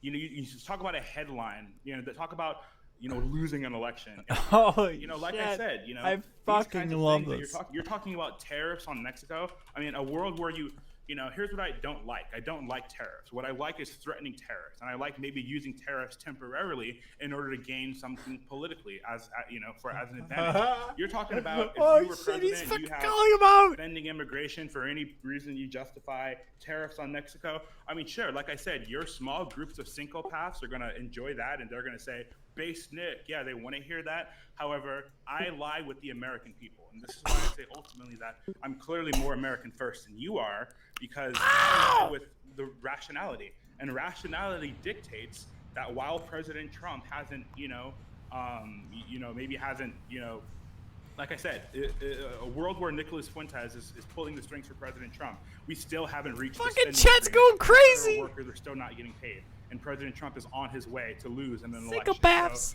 election. So, like I said, particular facts matter. It's easy to sit here and say that President Trump is to blame for all these things, for all of the drawdowns of immigration resources. But like I said, you haven't responded to the fact that we hit an all-time record in terms of the amount of people in our detention facilities. The amount of refugees. That's a fucking crash. That requires another drink. That are being rejected are up. And the trends dictate that we're going back to increased deportations. On top of that, we have some legal fights that the Department of Defense and the White House are currently in order for them to start using emergency funds to start constructing a wall. Everything looks great. Forgot to kill Rot. However, I don't think that the American people are unhappy, and President Trump's approval rating with Republicans shows that they're happy. So. All right, Okay. Nick, go ahead and respond to that, and then we're going to move on. All right, I'm to going to do a shot while the Nick topic responds. surrounding Trump. I just want to say this really quickly. I keep saying this. There's a difference between arrest and deportations. I'm sure both of you guys understand that. Also, as far as the population in the detention facilities, once again, that's just. Oh my God, I'm so wrecked right now. I don't know, 1,800% increase in the Holy people fucking across, shit. I don't want to get involved. I want to say a lot of different things, but I want to stay in between. But Nick, go ahead and respond to that. What RC's I'm triple tasking, bro. something else. The one viewer who's watching right now, I am flying a rocket ship. Slow this down a little bit. I'm also listening to a political conversation. An AFK and AV. Oh, well, fucking fine then. I don't want to talk to you anyways, you fucking fag. Sorry, I misspoke there.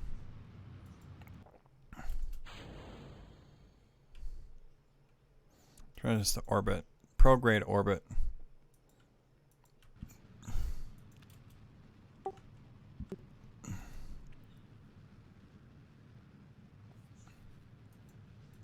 The president promised. You could argue, and look, again, I am so willing to be charitable because I love the president. And for a long time, I was called Bill Mitchell, and I would go and rationalize everything that the president did. I was like that for a long time. But once he signed that spending bill and he authorized the increase of catch and release, decrease of detention beds, and total immunity for the sponsors of unaccompanied minors, I said, it is simply not tenable. These failures just keep stacking up.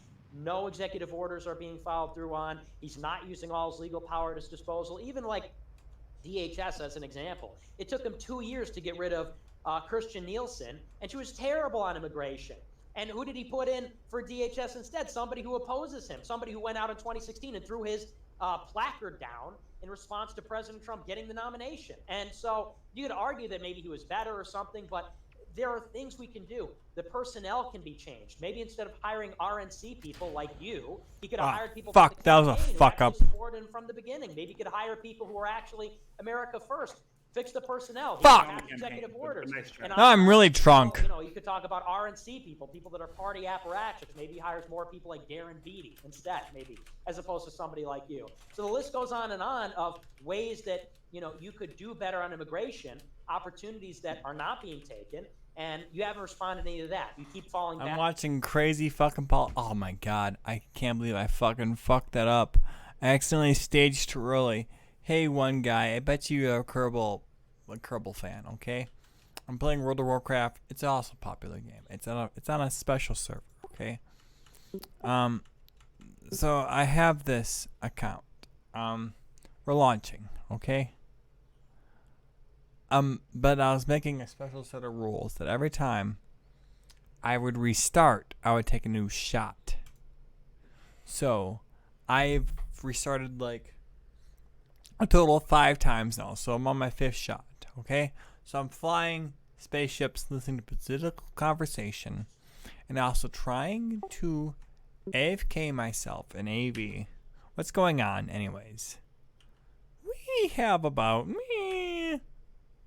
what's the raid looking like? It's 63 players, and we haven't put past Icewing Bunker. We got Icewing Graveyard maybe. Anyways, goodbye. I didn't like you anyways because you weren't watching this. Douche schnozzle. Fucking sucker. That is not a reason why President Trump is not doing a bad job. In fact, I've only indicated and proven President Trump is reversing all of these trends with his policy. And he's currently not only reversing them from a legislative perspective, but he's reversing them from a judiciary perspective. And he's put in place the kind of fight that you need in order to change some of these trends. So when the more and more you bring up, immigration's at an all-time high and more people are trying to come over, yeah, that's not President Trump's fault. That is the fault of the 20 years of DC. Oh, shit. My analysis has always been consistent, and it's been that President Trump has done all he can to alleviate the situation. Like I said, Nick's only analysis has been, well, he didn't do this, he could have done this, and he could have done that. Well, I explained how doing those things would only result in him probably losing his election and him potentially losing his allyship with the GOP, and which could lead to him getting impeached, because the more Justin Amashes that pop up increases the likelihood of President Trump getting impeached. And then the only answer I got from Nick was that somehow Mike Pence would be just as bad as President Trump, which kind of, like I said, just kind of reveals how Nick really doesn't understand America first. He thinks he knows America first, but you really don't understand America first if you think that President Trump and Mike Pence are governing the same way there. Well, that's not what I said. Like I said, I didn't even get to ask my question. Easy to paint me as an establishment guy and say I'm an RNC guy when I worked for Trump Team Oregon. I left the Rubio campaign in order to work for Trump Team Oregon. So, you know, you can hate at me all you want. Wait, when did you leave the Rubio campaign though? When did you leave? I left when Rubio was well still in the election, before the Oregon primary. So. Okay. All right. What month would you say that was? Before the Oregon primary. So that would have had to have been before the winter of 2015. So. Let me take a look at that. That sounds sort of conspicuous timing. We should call you RNC, Maxwell. I think that would be better. But, here's the thing about Mike Pence, which I do want to clarify, and then maybe we can move on, because I feel like it's getting a bit repetitive. I gotta pour one more shot, my last and final shot. I agree that Trump is better, but the problem is that if Trump not following through on promises is contingent on, or rather reversed, if Trump being in office is contingent on him not following through on his promises, then why does it matter if he would get impeached? That's what I'm saying. If you're saying that, well, in order for him not to get impeached, he has to play ball with Mitch McConnell, and in other words, cuck on immigration, well, then doesn't that defeat the whole purpose? No, we see President Trump creeping on immigration reform. Like Creep is another way of saying cock. I know we want instant gratification. Uncle. That's not how things work. That's not how things work in politics, and that was my only response. In my analysis, saying that you're in front of a green screen is because, not to disparage you for doing what you do, but let's be honest, you're not in the ins and outs, and you don't seek to understand the intricacies of policy change and legislation. Oh my God! That was my only comment, like I said. So yeah, it takes some years. It takes a while to undo the deep state, and I think that a thinking person can see that. One more thing, I do just want to point out. Go ahead, a thinking person. Go ahead. So quickly, it's literally just one thing. You said you dropped out before you left the Rubio campaign before the Oregon primary, correct? Yeah. The Oregon primary was held on May 17th, and Marco Rubio dropped out of the race on March 15th. So just want to point that out for people paying attention at home. I mean, I dropped out of I joined Trump's campaign well before the Oregon primary. That was one of my things, was making sure Trump won the Oregon primary, which, by the way, he did. And he came out to Oregon and gave us the thanks. Like I said, I don't speak for the RNC. I don't speak for the White House. I've been to the White House twice over the past year. I don't. Oh shit! He's been to the fucking White House. President Trump is working, and I know his team, and I know that sometimes that there is a little more behind the scenes than meets the eye, and that President Trump is working hard, not only to beat the Democrats, behind the scenes, to eradicate some of the rhinos that kind of exist. Eradicate the rhinos. I'll So, believe when like I said, fucking I think I see understand it. America First a little bit better than you, and I think Shit. really only showing that. Okay, so we're going to move on to a different topic here about Trump. But once again, I'm going to ask you this right now, RC. You didn't let me finish my question. What I began to say was that 200,000 illegals have been released into the interior of the country, according to DHS. We went from, in fiscal year of 2018, that number that I gave you there of unaccompanied minors and unaccompanied The goal is to minors and circularize single right now. adult migrants was at about 90% less than it was. So immigration was not getting worse. Say that one more, Holy say that fuck. one more time in 2018, please say that. The Say numbers that again. and then just let me finish up with my question too, because I didn't get any policy goal from you. I got a policy goal from Nick, but I didn't receive one from you yet. So these are the numbers here. This is from the DHS. 3,500 illegal aliens into So the we're trying US to circularize right in now. 1 week. 208,000 have been released in the last 6 months alone into the interior of the Make country. sure that we're at If you least go to the above DHS 70,000. report, this is from the Office of Inspector General, and we're looking at in the fiscal year of 2018. All right, so now we can try circularize. 3,865 family units. So remember that number, 3,800 family units in the fiscal year of 2018 in El Paso sector alone. That number has increased in the fiscal year of 2019 to 74,000. So that went from 3,800 to 74,000 in the El Paso sector alone. 200,000 migrants released into the interior of the country in the last 6 months. Before Trump got into office and during the first 9 months of Trump's presidency, those numbers were like 90%, 95% less than they are today. So my question to you is, what would be your policy? What would you do? You said that Trump might get impeached if he starts deporting people.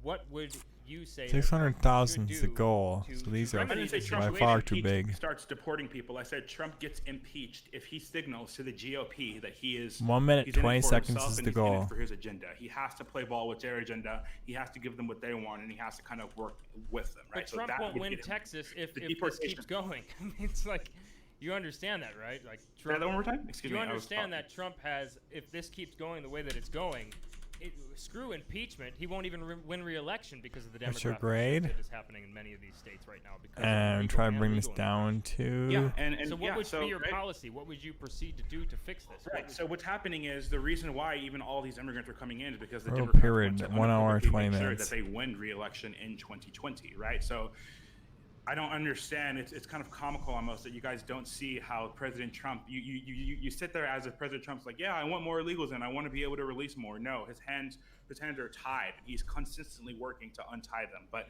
in terms of policy, look, like I said, President Trump is on par in order to get everything worked out. We have some deportations that are scheduled to come up here unless we get some comprehensive immigration reform. We have borders that are getting built, and we have arrests that are on the rise. Here's what I think that honestly what needs to happen is that, ICE and some of our other immigration enforcement agencies, they need more money, quite frankly, and you're not going to get that money through budgetary remain. So I think when sequestration is on its way up, which is Retrograde, by the way, no sequestration, connection. I think that, that's when President Trump's going to need to talk about shifting around some funds from other agencies in order to get ICE the amount of funds that it needs to, number one, hold people, and number two, follow through with deportations.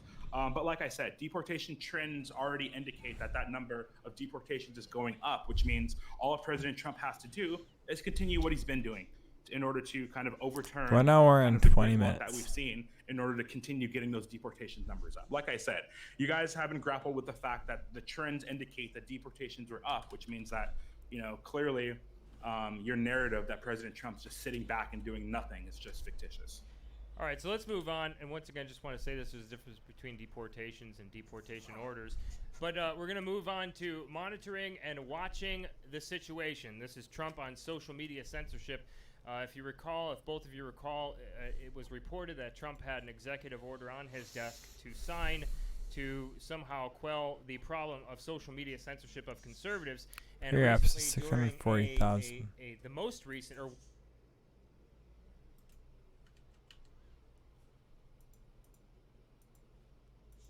media platforms.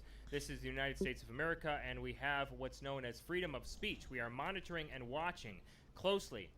So how has Trump handled internet censorship? I'm going to start with Hannity, Black Hannity, R.C. Maxwell. How has Trump handled internet censorship, considering the fact that we have a lot of different people, like his supporters, like myself, who have been slandered by the media, basically ruining many of our lives, lying about us, taking things out of context, and we don't see too much support from Trump as far as, keeping us online, keeping the message out there. How do you think Trump should go forward, and how do you think Trump has handled social media censorship now? RC, go first. I just want to say as a disclaimer, no disrespect, and I'm certainly down to talk social media censorship, but as a disclaimer, I think some of the stuff that President Trump, some of his most important work has been not only on immigration, but also on foreign policy and the economy. So I think that it's almost unfortunate to a degree that we're talking social media censorship. I do think that it's somewhat important, but I think I think it's one of the most important things. Albeit in the context, or albeit in the vacuum of what President Trump has done, I think talking Social media censorship is the most fucking and most important thing there is going on right now. Good job kind of in a topic literature area, but hold on, this is my debate. The reason why I asked that, and you're ridiculing me for asking that question, the reason why I asked that question is because of various reasons. Number one, you have President Trump's win is largely based on us having access to social media and having alternative voices out there. Just imagine if the voters had to depend only on CNN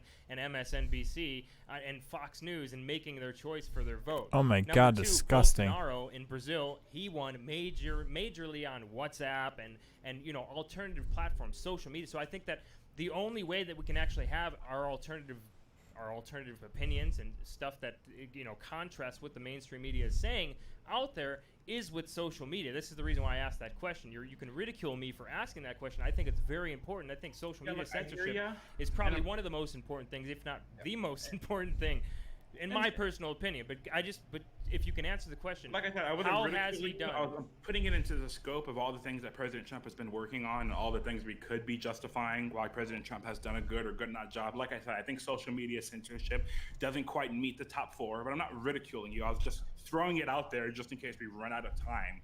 right? I think that highlighting social media censorship. We can spend a little bit of time on this, Right. but go ahead, give us your thoughts. But like I said, no one knows social media censorship more than myself. I mean, I've been blocked. I was banned from Twitter. I had a blue check on Twitter.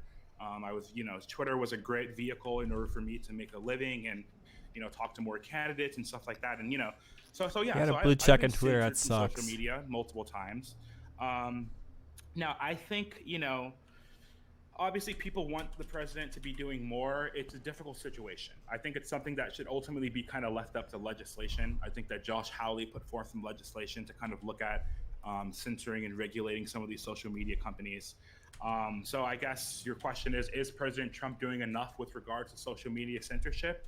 I mean, look, he's highlighting it. He's talking about it. He's tweeting about it. He's showing his support. But when you have a president dealing with obstruction from Democrats and they're trying to throw him in jail, they're trying to throw his family in jail, they're constantly subpoenaing sounds like a Trump his legal records and apologist. subpoenaing his White House staff. I mean, sure, the president really doesn't have a time to take a look at someone, and give them sympathy for having their Twitter or Instagram suspended. Right. And I'm not making light of that. Like I said, I've had my social media suspended. I've been banned on Twitter 2 times, actually. I'm on my 3rd account and I'm currently temporarily locked out of my account. So I just don't think that, the president should really be spending too much of his time really tackling this when he has much more important things. I know you guys think that, everyone thinks their YouTube or they think their meme that they posted on Twitter was the reason why President Trump got elected, but really it wasn't. President Trump spent a lot of time in the Midwest. He spent a lot of time in Florida with Get Out the Vote efforts on the ground, and ultimately that's why President Trump got elected. He didn't really get elected because of all the memes. And the memes played a part in the culture war, however, right? Just to sit there and say, oh, President Trump's going to lose because he's not stopping us from getting our Instagrams and Twitters banned is kind of a short-sighted view of policy. So. No, yeah, Well, I didn't we take just- my go shot ahead yet. My and bad. Let me do this. Say something really quick. I just want to mention this once again. I asked you, what do you think he should do? Do you think that he shouldn't focus on it at all, just not spend too much time on social media? What do you think that Trump should do, or do you think it should be handled by the states? I mean, in a small part, I agree with you. I think that this can be probably remedied in the states. I don't think that something like Josh Hawley's bill is actually going to even have the time of the day in Congress. I don't think that this is going to be done at the federal level. I think that we should be passing state by state bills in the state legislatures until they get something maybe to the Supreme Court. I don't know. But what would be your policy? What do you suggest Trump should do, or do you think that he just shouldn't do anything? It sounds like you're saying he shouldn't do anything about it. Like I said, from a policy perspective, I really don't think the president should be getting his hands dirty with this at this time. However, I do think that his words of encouragement and the things that he can say can continue to His spotlight the words issue of and allow discussions to be encouragement carried by folks who make are me media feel folks. so I think good. there was obviously a very If I pause huge this, discussion that was happening on it Twitter. won't continue.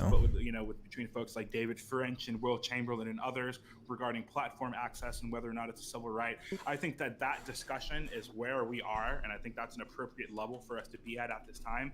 I think that the president having any sort of policy proposal on this at this time would, like I said, I think it's a little bit of an overreach. And like I said, if anything, obviously what we need is states like California, where all these businesses operate. We need states like California to create a law that says that you have to enforce free speech on your platform. Obviously, we know California is not going to do anything like that, but we're kind of at a double-edged sword. Either we engage in federal overreach, or we allow Silicon Valley to continue operating unchecked, right? So I think that at this current time, the president should just kind of continue to really just offer his words. Continue to monitor. Okay, Nick, go ahead. Your turn. Well, I mean, there it is. It's a total, total forfeit on this issue. Our RC can say, well, it's not important and all this, but I mean, he knows it's been a disaster. He knows that President Trump has done absolutely nothing to fix internet censorship. And it's ironic throughout the debate, RC says, well, I'm short-sighted, I'm not in the know, and I don't think anything shows how, nothing Bring more this to 2 hours. shows how ignorant R.C. Maxwell is of the political situation in the country or the future than the fact that he is ignoring the issue of internet censorship. Where do you think politics is going to take place in the next election or the election after that? Where do you think politics took place in the 2016 election? To discount or ignore the impact of social media like Facebook, YouTube, Twitter in politics, to say that President Trump doing nothing is acceptable, it's not important, it's not in the top 4, it's a short-term issue, it's specific to your YouTube channel. It just shows how strikingly ignorant people in the RNC are, or maybe people over the age of 25 are on these sorts of things.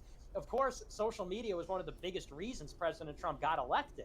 Jared Kushner admits this. There was an interview he did for Time Magazine not too long ago where he said that they specifically used targeted Facebook ads and other things on social media in order to win the election in places like Michigan, Wisconsin, Pennsylvania. And I'll admit, certainly an on-the-ground effort is important in politics, but nobody can ignore or discount the role that social media plays. And so that he's continued to watch this problem accelerate and get worse since he got elected while doing nothing.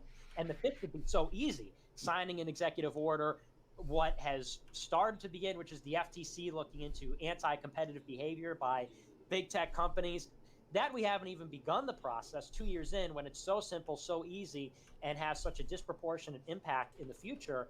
It's another failure. But 2 if hours. RC doesn't think it's that important, I guess we can move on. I think he knows what's up on this. Like I said, the issue isn't that it's not important. By the way, you're conflating targeted ads on social media with censorship, right? Where censorship, we're specifically talking about people like James 2 Holmes getting hours. suspended from Twitter.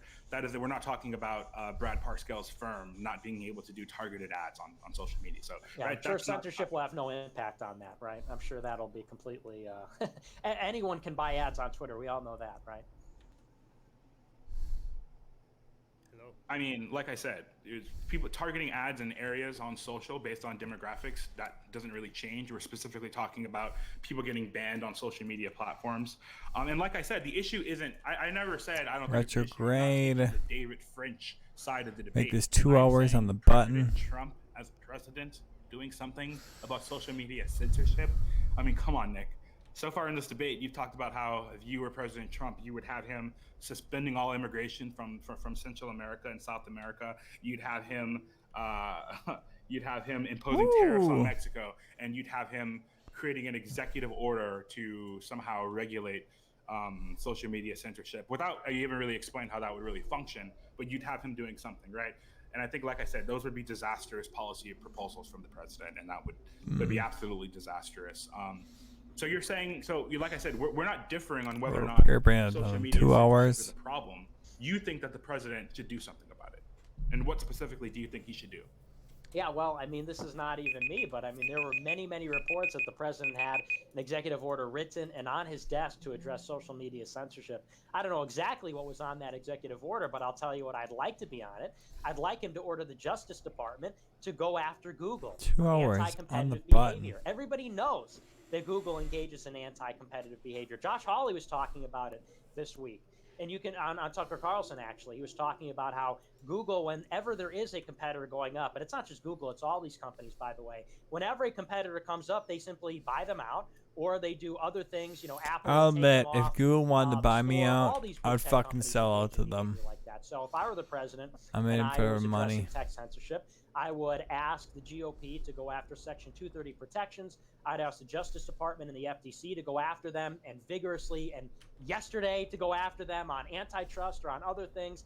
There's a host of things that the president can do. There are many options available. But, I mean, again, you simply fail to acknowledge that nothing has been done. And it's funny, you deny, you say, well, I'm not saying it's not important. When Vince asked you what you would do about social media, you said, well, why are we even talking about it in this debate? It's not even top 4. This is something that the president is good to just talk about. So the lack of imagination about ideas is not an excuse for inaction. You think that President Trump, I mean, like, you're just literally displaying your knowledge of how things work. So for starters, Nick, Bill Barr is the head of the DOJ. It would be Bill Barr who would be doing anything. It wouldn't be President Trump. I'm super also, drunk right now, I'll admit. Testimony from Bill Barr's confirmation hearing, you would know I'm that he spinning. has specifically wrote and looked into some of the stuff that Google is doing I'm from fucking the Department of spinning. Justice level. So Bill Barr has an eye on it. He's going to do something about it when he feels it's appropriate. I'm But standing like I said, still. there are so I'm many sitting things still. happening right now, tackling social media and tackling this specifically from the executive branch is not something that should be done. Now, whether Bill Barr wants to do something, he's more than welcome to do it. But like I said, to have President Trump himself be focusing on this at a time when he's dealing with all these other matters, like I said, is a little bit short-sighted. And yeah, you mentioned how I said that this is not an important issue.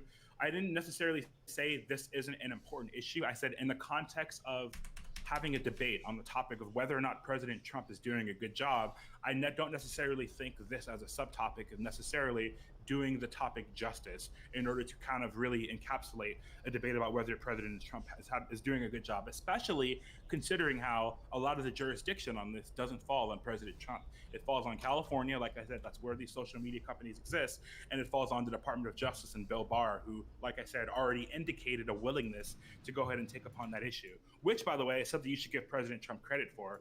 Him bringing in Bill Barr into the DOJ has been absolutely phenomenal. Bill Barr has been fighting so many battles on behalf of the president. Okay, we He can should say President Trump absolutely is be doing a getting good some job. credit, That's for easy. that appointment. Oh yeah, what has Bill Barr done so far? He's started investigating the investigators. He's defended the president beautifully in the rollout of the Mueller report. I mean, I think those are two very, very major things. So it's a lot of things in motion, things in progress, but no actual results. Sort of like the rest of the administration. I mean, he got actual results.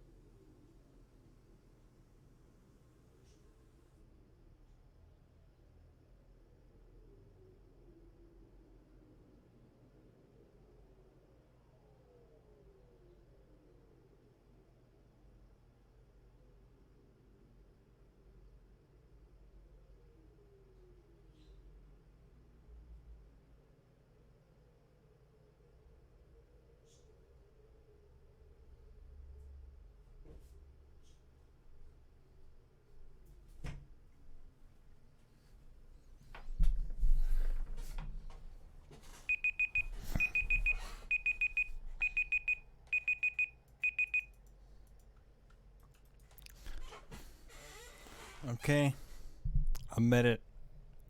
I'm completely shit-faced right now. And, About me, we have at least 20. At least I got up and drank some water. 20 to 50 different people, different prominent conservatives on Twitter who were completely wiped from the platform, who had an average of about 50,000 followers each. I was during the election, leading up to the election, I worked with 7 other pages who had a string of pages, and they all got wiped from the platform for inauthentic behavior, even though I know the people who run the pages personally, and they had millions upon He's talking about himself. reaching about 100 million people collectively every single week between them. And so, just to reiterate the gravity of the situation, social media censorship, and what they're trying to do, they're doing this on purpose. We saw the leaks from Google. We saw the leaks from Twitter employees, Facebook employees. We saw the videos of the Google employees crying when Trump was elected. We saw the video, the leaks that came out of Google that show that they're pushing down conservative news in the search results of Google, the Google homepage themselves. So this is, in my personal opinion, this is a drastic situation that we're facing right now, where they're trying to remove the other side of the debate completely, and I think that leads to election. That is election meddling. So I really can't comprehend how the election meddling, one-sided election meddling, isn't at the top of your list of important things. But once again, I'm sorry to interject, but I just couldn't help myself there. I don't think you're sorry to interject. I've